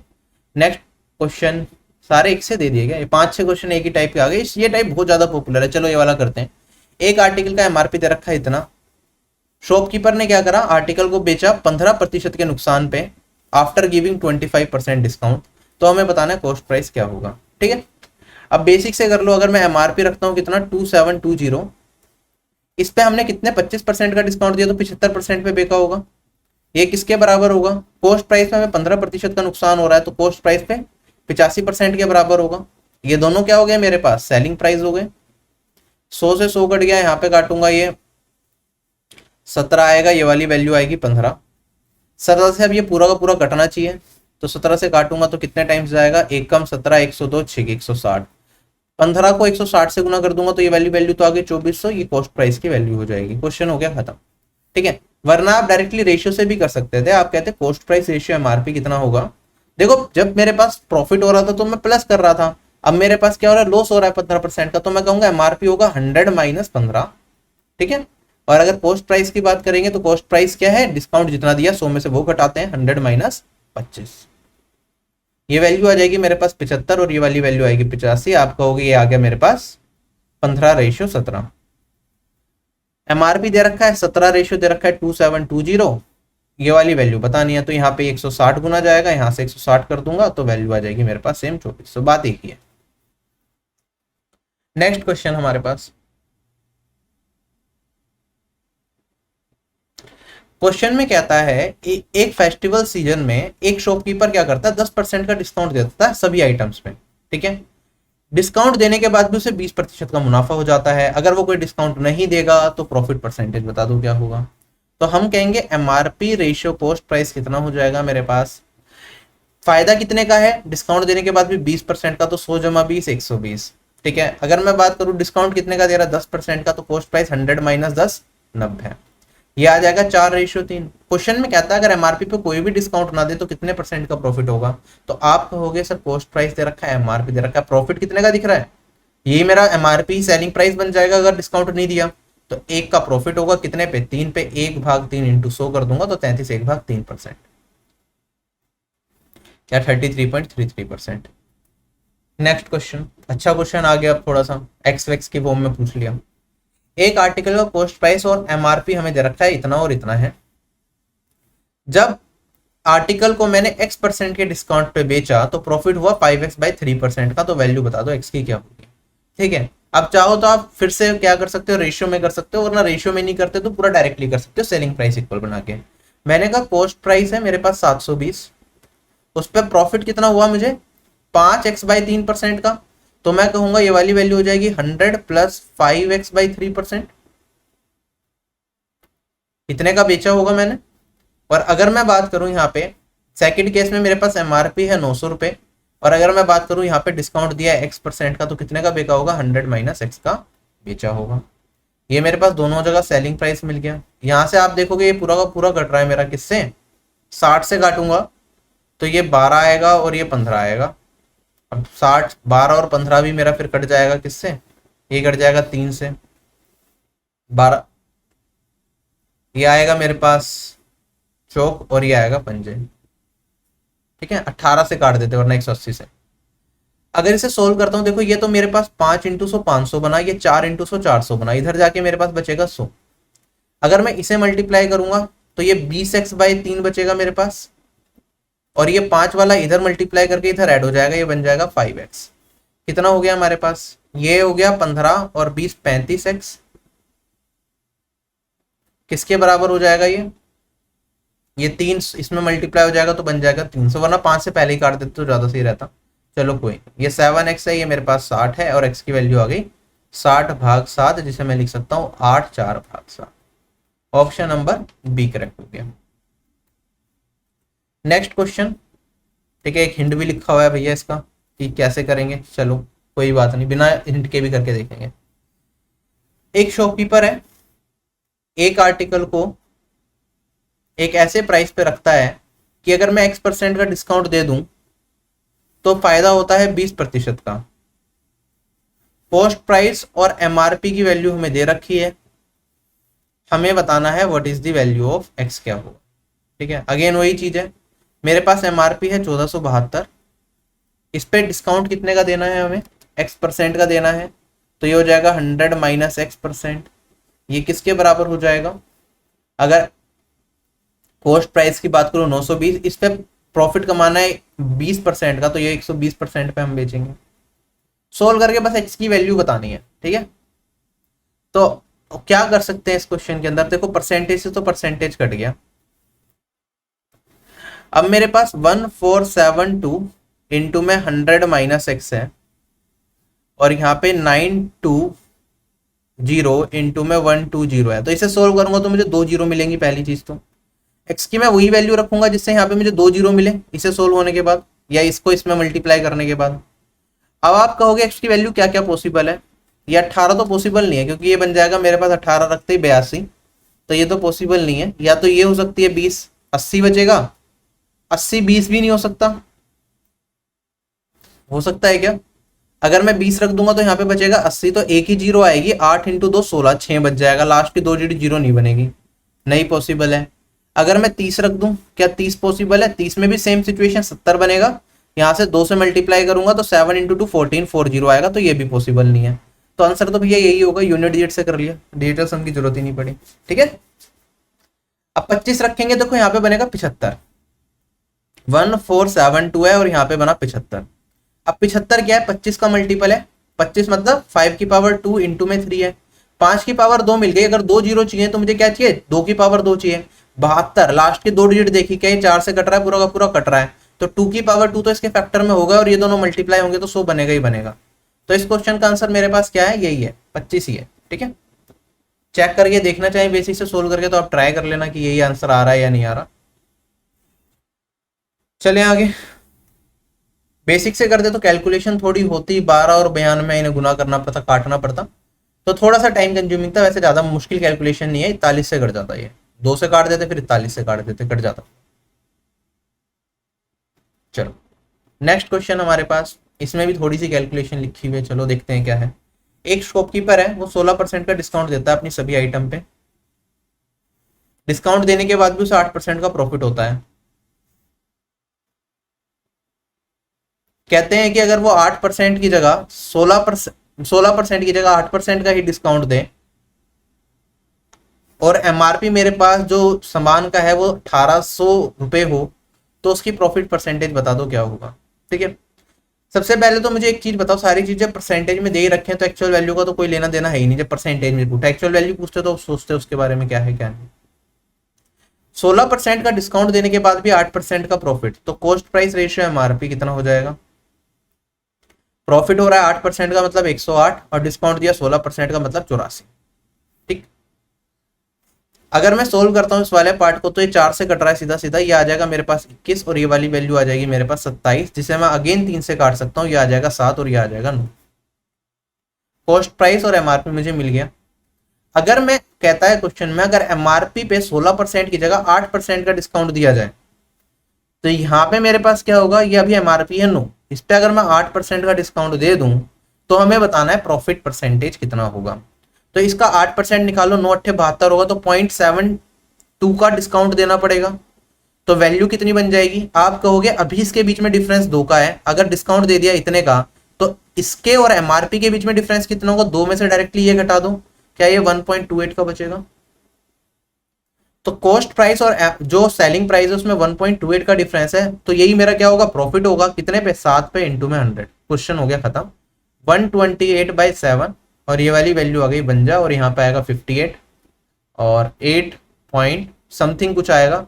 अच्छा, दो वैल्यूज रखें 31 36, चलो कोई बात नहीं, 20 बचा तो 2 जाएगा और फिर 9 जाएगा, ऑप्शन नंबर सी करेक्ट होगा। ठीक है, छोटी छोटी कैलकुलेशन थी, ज्यादा बड़ी कैलकुलेशन नहीं थी। क्लियर है क्वेश्चन, वरना आप पूरा निकालते 8% घटाते इसकी वैल्यू को तो मेरे पास वैल्यू क्या बचती, 0.72 घटता। आप कहते कि सेलिंग प्राइस की वैल्यू कितनी आएगी, 8.28 आएगी। फिर मैं निकालता यहाँ से कि डिफरेंस आया मेरे पास 1.28 का, तो प्रॉफिट होगा इतना, 7 पे सोल्व करके आंसर।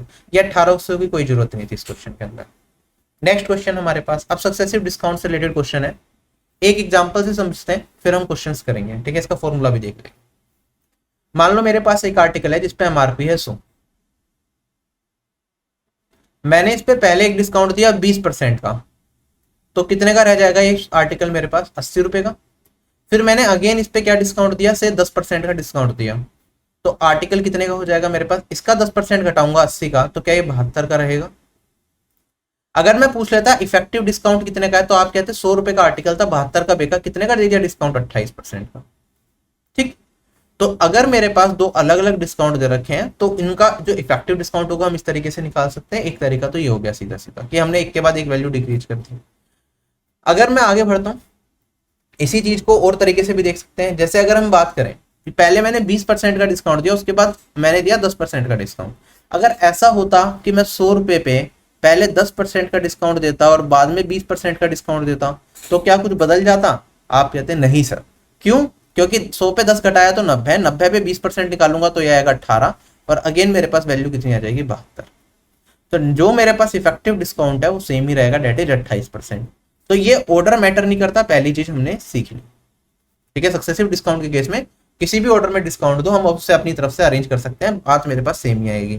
ठीक है, अगर मैं डायरेक्टली करने की कोशिश करता, आप इस तरीके से भी देख सकते थे। मेरे पास एमआरपी है, पहला डिस्काउंट मैंने 20% का दिया, तो अपने आर्टिकल को कितने का बेचा होगा, 8/10 या 4/5 कुछ भी लिख सकते हो। आप कहोगे 20% का डिस्काउंट दिया तो 80% पे बेचा होगा, 80/100। फिर मैंने क्या करा, इसके ऊपर एक और डिस्काउंट दे दिया 10% का, तो कितने का बेका, 90/100, पूरा पूरा लिख रहा हूं अभी। और ये किसके बराबर हो जाएगा, क्या ये मेरा सेलिंग प्राइस के बराबर हो जाएगा।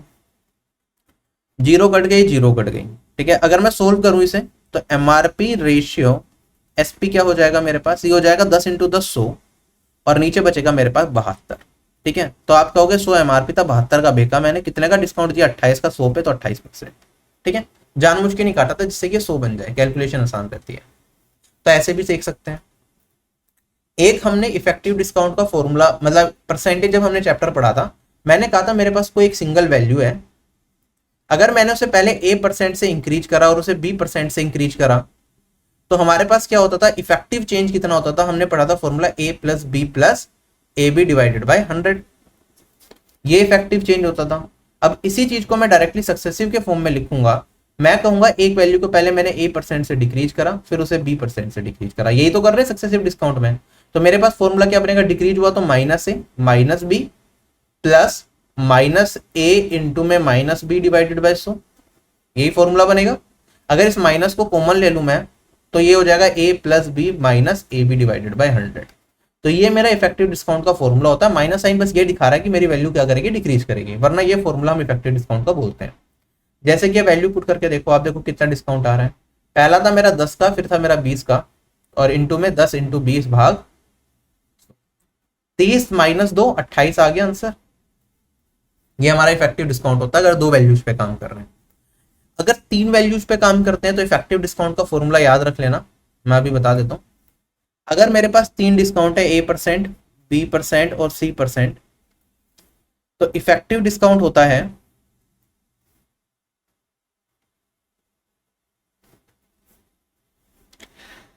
ये होगा मेरे पास, नेट में नेगेटिव साइन में हटा रहा हूं, A + B + C, ठीक है।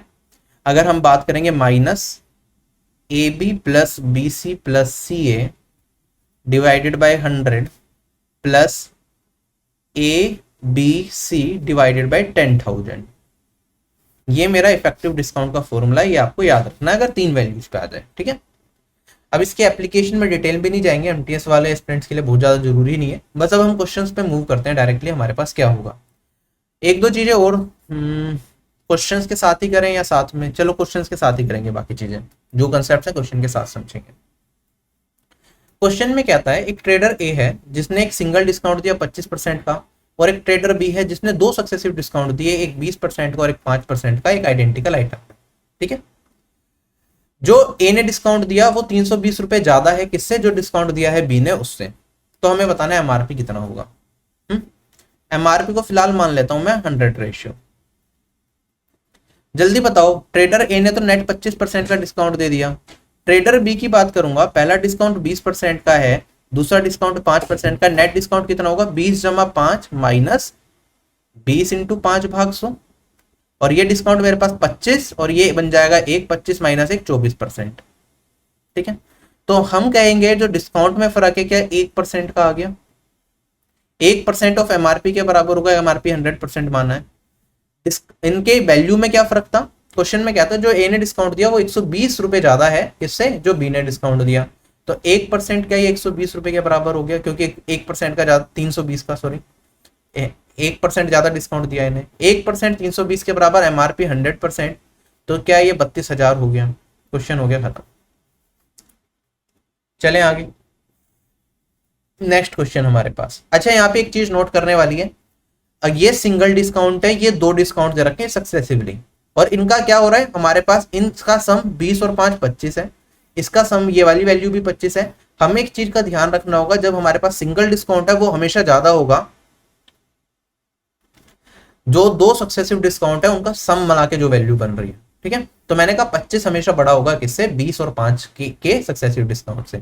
सिमिलरली अगर मैं और चीजें बोलूं इससे रिलेटेड, मान लो मेरे पास एक 40% का डिस्काउंट है, तो मैं कहूंगा कि 40% का डिस्काउंट हमेशा बड़ा होगा किससे, से 37% और 3% के डिस्काउंट से, दो सक्सेसिव डिस्काउंट दे दिए, या 35% और 5% के दो सक्सेसिव डिस्काउंट दे दिए, या 20% और 20% के दो सक्सेसिव डिस्काउंट दे दिए। ये this will always be greater than, single discount will always be greater than, अगर इन दोनों का सम बन रहा है उसके बराबर उससे, ठीक, ये याद रख लेना। दूसरी चीज हमारे पास अभी एक नया कॉन्सेप्ट सक्सेसिव डिस्काउंट का हम सीखेंगे इस क्वेश्चन की मदद से। चलो पहले ये वाला क्वेश्चन करते हैं। अच्छा वो लास्ट में डाल दिया क्या? पहले ये वाला क्वेश्चन करते हैं 42वां, फिर पीछे मूव करेंगे, ठीक है। एक बार ये वाला कंसेप्ट क्लियर हो जाए, बेसिक क्वेश्चन तो हम कर ही लेंगे। मेरे पास 3 शॉपकीपर दे रखे हैं, ए बी और सी, ठीक है। उन्होंने क्या करा, एक आइडेंटिकल आर्टिकल था, उसका जो प्राइस था हमारे पास 4820 था, ठीक है, एमआरपी उसका इतना था। ए ने क्या करा, 2 डिस्काउंट दिए सक्सेसिव, एक 20% का और एक 20% का। बी जो पर्सन है उसने 2 सक्सेसिव डिस्काउंट दिए, 25% और 15%। लिख देता हूं मैं यहाँ पे, ए ने 20% और 20% का दिया, बी ने जो सक्सेसिव डिस्काउंट दिए वो दिए 25 और 15% का, और जो सी ने डिस्काउंट दिए वो दिए हमें 30% और 10% का। ये दो सक्सेसिव डिस्काउंट तीनों ने दिए। हमें बताना है कौन सा शॉपकीपर ऐसा है जिसने मैक्सिमम डिस्काउंट दिया और कितने का दिया, ठीक है, दोनों चीजें बतानी है। अब आप ध्यान से देखोगे, क्या इन सब का सम अगर इन दोनों वैल्यूज को ऐड करूं 40 बन रहा है, ये भी 40 बन रहा है और ये भी 40 बन रहा है। जब भी हमारे पास सम सेम आ रहा हो सक्सेसिव डिस्काउंट्स का और नंबर ऑफ डिस्काउंट्स भी क्या हो, बराबर हो, तो उस पर्टिकुलर केस में क्या होता है, अगर मैं इफेक्टिव डिस्काउंट निकालता हूं, आप देखोगे इसका इफेक्टिव डिस्काउंट कितना आएगा, यह आएगा 20 + 20 - 20 × 20/100, यह आएगा मेरे पास 36%, ठीक है। अगर मैं इसका इफेक्टिव डिस्काउंट निकालूंगा, आप कहोगे ये होगा 25 - 15 माइनस में, ये पूरा करने की जरूरत नहीं पड़ेगी, अभी बताऊंगा डायरेक्टली कैसे देखना, डिवाइडेड बाय 100, और यहाँ पे इसका करूंगा तो 30 + 10 माइनस में 30 × 10 डिवाइडेड बाय 100। आप कहोगे जब मैं डिस्काउंट निकाल रहा हूं तो मेरे पास क्या ये वाला पार्ट 20 + 20, 15 + 25 और 30 - 10 ये सब जगह सेम है। अब डिस्काउंट ज्यादा वो देगा जिसका ये वाला पार्ट क्या होगा, मिनिमम होगा, क्योंकि ये मिनिमम होगा तो ये वाला पार्ट मैक्सिमाइज कर जाएगा। ये वाला पार्ट हमें क्या चाहिए, मिनिमम चाहिए। और मिनिमम ये किस चीज पे डिसाइड होगा, क्या इन दोनों वैल्यूज के प्रोडक्ट से डिसाइड हो रहा है कि इन दोनों को मल्टीप्लाई करेंगे, क्योंकि 100 तो सब जगह कॉमन है, जिसमें इन दोनों का प्रोडक्ट मिनिमम होगा वही मेरा क्या होगा, मैक्सिमम डिस्काउंट देगा। अच्छा, अगर मिनिमम करना है उसके लिए भी हमारे पास ट्रिक होती है। आप देखोगे जैसे जैसे दो वैल्यूज मेरी जितनी करीब होंगी, इनके बीच का गैप जितना कम होगा उतना ज्यादा इनका क्या होगा, मल्टीप्लीकेशन होगा। जैसे यहाँ पे गैप 0 का है तो ये वाली वैल्यू बनी 400, यहाँ पे गैप कितने का है, 5 का है, सॉरी 10 का है, तो यहाँ पे जो वैल्यू बनेगी मेरे पास, इन दोनों को मल्टीप्लाई करूंगा, ये थोड़ी सी 75, 375 आ गया मेरे पास। अब यहाँ पे मेरे पास बिल्कुल ही गैप 20 का आ गया। जैसे जैसे गैप बढ़ा मेरे पास ये वाली वैल्यू क्या होती चली जाएगी, छोटी होती चली जाएगी, ये हो जाएगा मेरे पास 300। तो जिसमें मेरे पास गैप मिनिमम होगा उस केस में ये वाली वैल्यू मैक्सिमम होगी, तो उस केस में लीस्ट डिस्काउंट मिलेगा, ठीक है। डिस्काउंट सबसे ज्यादा कम मिलेगा हमें जब ये वाला गैप क्या होगा, मैक्सिमम होगा। जितना ज्यादा दो वैल्यूज के बीच में गैप उतना ही ज्यादा डिस्काउंट, ठीक है। तो मैं कहूंगा यहाँ पे सबसे ज्यादा डिस्काउंट मिलेगा मुझे इस पर्टिकुलर केस में, डेट इज थर्ड केस में। कितना डिस्काउंट मिलेगा, 40 में से घटाऊंगा 3 को तो बढ़ेगा 37%। तो मैक्सिमम डिस्काउंट किसने दिया, सी ने दिया, कितने परसेंट का, 33% का। तो मेरे पास ऑप्शन नंबर ए या ऑप्शन नंबर डी करेक्ट होगा। अब मुझे क्या करना है, चार दे रखा है मेरे पास, एमआरपी था 4820, बताना है कितना डिस्काउंट मिला, तो 37% निकाल लूंगा। आप सीधा सीधा कहो भैया एक जीरो तो कट गई। अब मेरे पास ये 10 तो कट नहीं रहा क्योंकि 2 से कट जाएगा, लेकिन 5 का फैक्टर रह जाएगा, तो मेरा आंसर जो आएगा पॉइंट में आएगा। चारों ऑप्शन में ये, इन दो, इसमें और इसमें पॉइंट में कौन सा आंसर है, ये वाला, तो यही मेरा आंसर है। क्वेश्चन हो गया खत्म, ठीक। ये क्वेश्चन आप 30 सेकंड में कर सकते हो अगर आपको कंसेप्ट सारे के सारे पता है, ठीक है। आपको क्या करना है, आपको बस ये देखना था कि गैप किसके अंदर मैक्सिमम है, जिसमें मैक्सिमम गैप होगा वही मेरे पास क्या होगा, वही मेरा मैक्सिमम डिस्काउंट देगा। तो यहाँ पे मैंने देखा मैं गैप इसमें 20 का है तो मैक्सिमम डिस्काउंट यहाँ मिलेगा। कितने का डिस्काउंट मिलेगा, 30 + 10 40 माइनस 30 × 10/100, ये आ जाएगा 3, 40 - 3 37%। इसका 37% निकालना है तो पॉइंट से आपने चेक कर लिया। छोटी सी एक एक्सरसाइज देता हूं, पहले करते हैं फिर हम आगे बढ़ेंगे। मान लो मेरे पास दो वैल्यूज हैं ए और बी। एक बार मैं दे रहा हूं 30% का डिस्काउंट, 30% का डिस्काउंट, एक बार दे रहा हूं 40% का डिस्काउंट, 20% का डिस्काउंट, एक बार दे रहा हूं 50% का, एक बार 10% का, एक बार दे रहा हूं 59% का और 1% का।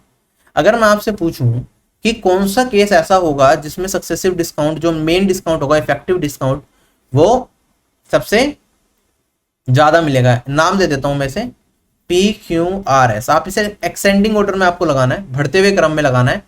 पहले सबसे कम डिस्काउंट जो दे रहा है, फिर उसके बाद, फिर उसके बाद, फिर उसके बाद। ठीक है, आप कहोगे सर गैप चेक करना है, इसमें गैप है मिनिमम, तो ये क्या देगा, सबसे कम डिस्काउंट देगा। तो सबसे पहले आएगा P, उसके बाद डिस्काउंट कौन देगा, 40 और 20। गैप कितने का है, 20 का है। यहाँ पे गैप कितने का है, मेरे पास 40 का है, और यहाँ पे गैप कितने का, 58 का है। तो यहाँ पे 0 के बाद 20, तो फिर क्यों देगा डिस्काउंट, फिर मेरे पास R देगा, और सबसे ज्यादा डिस्काउंट देने वाला है S। ठीक है, तो S इज द राइट। ये मेरे पास सबसे ज्यादा डिस्काउंट देगा, ये मिनिमम डिस्काउंट देगा। ये कब हो रहा है, जब इन दोनों वैल्यू का सम सब जगह मेरे पास क्या बन रहा है, 60-60 बन रहा है, तभी ये चीज काम करेगी। आगे बढ़ते हैं, रिमेनिंग क्वेश्चंस को भी देखते हैं एक बार क्या है। क्वेश्चन में कहता है एक आर्टिकल का एमआरपी दे रखा है 5320, दो सक्सेसिव डिस्काउंट दिए गए इसके ऊपर। पहला है 15% का, और दूसरा है 20% ऑफ द फर्स्ट, जो पहले डिस्काउंट दिया उसका भी 20%। ठीक है, हमें बताना है सेलिंग प्राइस क्या होगी आर्टिकल की। ठीक, तो एमआरपी अगर 5320 रुपीज है, पहला डिस्काउंट दिया 15% का, तो कितने में बेचूंगा आर्टिकल को, 85% में बेचूंगा, 85 भाग 100 का बेचूंगा।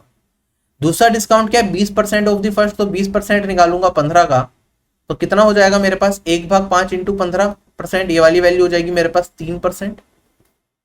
तो दूसरा डिस्काउंट है 93 का, तो कितने का बेचूंगा मैं, 97 भाग 100 का। हमें बताना है सेलिंग प्राइस क्या होगी। कैलकुलेटिव है, क्योंकि नियरेस्ट बतानी है, तो मल्टी डिविजिबिलिटी रूल नहीं लगा सकते, डेटल सम नहीं लगा सकते, यूनिट डिजिट भी नहीं लगा सकते, तो कैलकुलेशन करनी पड़ेगी, तो हमारा आंसर इस क्वेश्चन का निकलेगा। ठीक है, अब या तो हम कुछ ऐसा तरीका ढूंढे जिससे कि मैं कुछ चीजें एलिमिनेट कर पाऊं। 2 जीरो तो मुझे पता है कट जाएगा, ये 20 से कट जाएगा, ये 5 से कट जाएगा, ये 100 एलिमिनेट हो जाएगा, फिर भी मेरे पास कुछ ना कुछ बच जाएगा कैलकुलेशन के लिए। That will also be a very difficult task. ठीक है, तो एक काम कर लेते हैं, सक्सेसिव से ट्राई करता हूँ क्या आता है मेरे पास।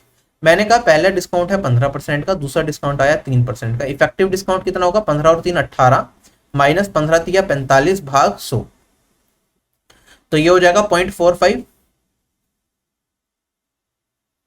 45 भाग 100 करा दो, और ये वाली वैल्यू बचेगी मेरे पास 17.55। इफेक्टिव डिस्काउंट इतने का है, तो बेचूंगा कितने पे, 100 में से घटाऊंगा तो ये आ जाएगा 45 है, तो ये 55। डिस्काउंट इतने का दिया, तो एमआरपी का मुझे इतने प्रतिशत पे अपने आर्टिकल को, सही तो था यार, ये 55 था, और यहाँ पे ये आएगा 45। मुझे 82.545% पे वैल्यू को बेचना पड़ेगा। अब मैं इस वाले मेथड से क्यों गया, क्योंकि मुझे पता है चारों ऑप्शन में गैप बहुत ज्यादा है, ये 4000, 4100, 4300, 4500, तो बहुत गैप है। तो मैं अप्रोक्सीमेट भी आंसर निकाल लूं तो मेरा आंसर आ जाएगा, तो मैं अप्रोक्सीमेशन से ही करूंगा। मेरे पास थी वैल्यू 5320। ठीक है, इसका मुझे क्या निकालना है, 82.45% निकालना है। सबसे पहले तो मैं इसका क्या कर लेता हूँ, 80% निकाल लेता हूँ। 80% कितना हो जाएगा, आप कहोगे 2 जीरो से 2 जीरो करी, इसे 8 से मल्टीप्लाई करूंगा, 8 दूनी 16, 8 तिया 24, और 1 25, और 8 पंजे 40, और 2 42।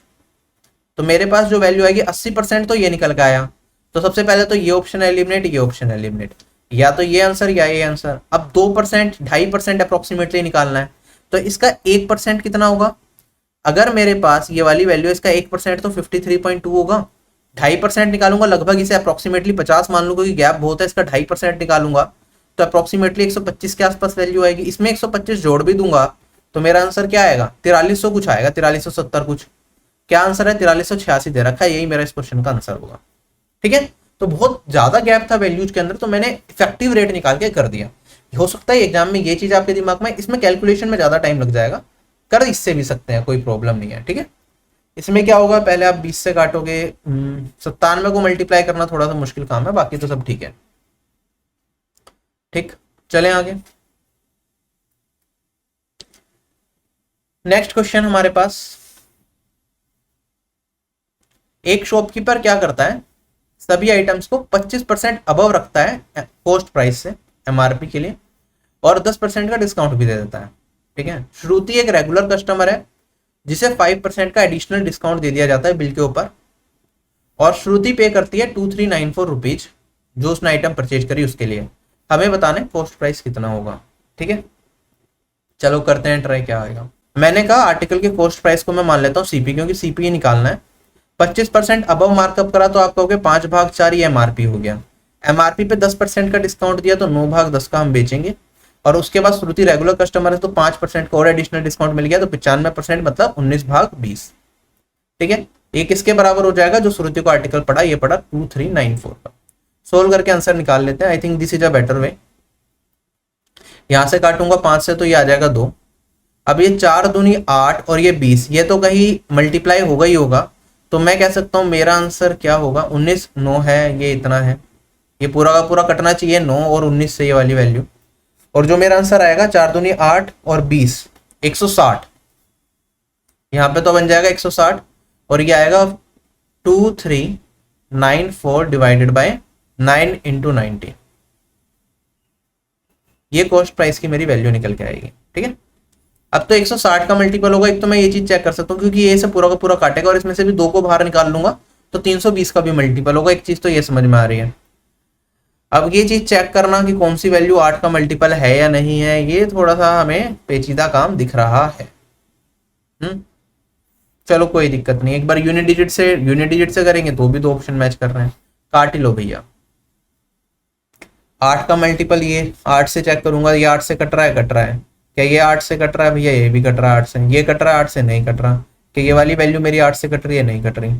तो ये दोनों ऑप्शन में से एक ऑप्शन सही होने के चांसेस ज़्यादा दिख रहे हैं। दोनों की यूनिट डिजिट 4 आ रही है, अब भी कुछ मदद नहीं मिल पा रही। और 8 की जगह अगर मैं 16 से भी चेक करूं तो वो थोड़ा ज़्यादा हो जाएगा। चलो कोई नहीं, काट लेते हैं। 9 दूनी 18, 59, 6 जा 54, 6 जा 19 से काटूंगा 1 जा 76, 4 जा 16 इंटू 14 करते हैं तो हमारे पास ये आएगा 15 + 1, 15 - 1 तो 225 - 1, 224। 2240 आंसर आ रहा है भैया ऑप्शन नंबर भी। ठीक, काटना ज्यादा आसान रहा, हमने ज्यादा दिमाग लगाया, उससे ज्यादा टाइम लग गया। चले आगे। 40वां क्वेश्चन हमारे पास। क्वेश्चन में कहता है हमारे पास एक कस्टमर है जिसने एक आर्टिकल परचेज करा 10,000 रुपए का। ठीक है, सॉरी, एक कस्टमर है जो चाहता है एक आर्टिकल को परचेज करना जिसपे एमआरपी है 10,000 रुपए। शॉपकीपर ने 2 डिस्काउंट दिए, एक तो 25% का फ्लैट डिस्काउंट ले लो या फिर 2 सक्सेसिव डिस्काउंट ले लो, एक 14% का और एक 12% का। ठीक है, हमें बताना है कौन सा डिस्काउंट बेटर है कस्टमर के लिए और कितने रुपए से बेटर है। ठीक है, तो सीधा सीधा निकाल लो भैया। ये तो 25% दिख ही रहा है, ये 14 और 12 कितना हो गया मेरे पास? ये हो गया 26%। और अगर मैं बात करता हूँ इसमें से घटाएंगे 14 इंटू 12 करूंगा 13 + 1 13 - 1 169 - 1 168 1.68। तो सीधा सीधा जो डिस्काउंट बेटर है वो पहले वाला जो फ्लैट था हमारे पास 25% वाला वो बेटर दिख रहा है, लेकिन कितना ज्यादा ये भी बताना है। तो आप कहोगे 26 - 1.68 है, इसे मैं 25 - 0.68 लिख सकता हूँ। डन।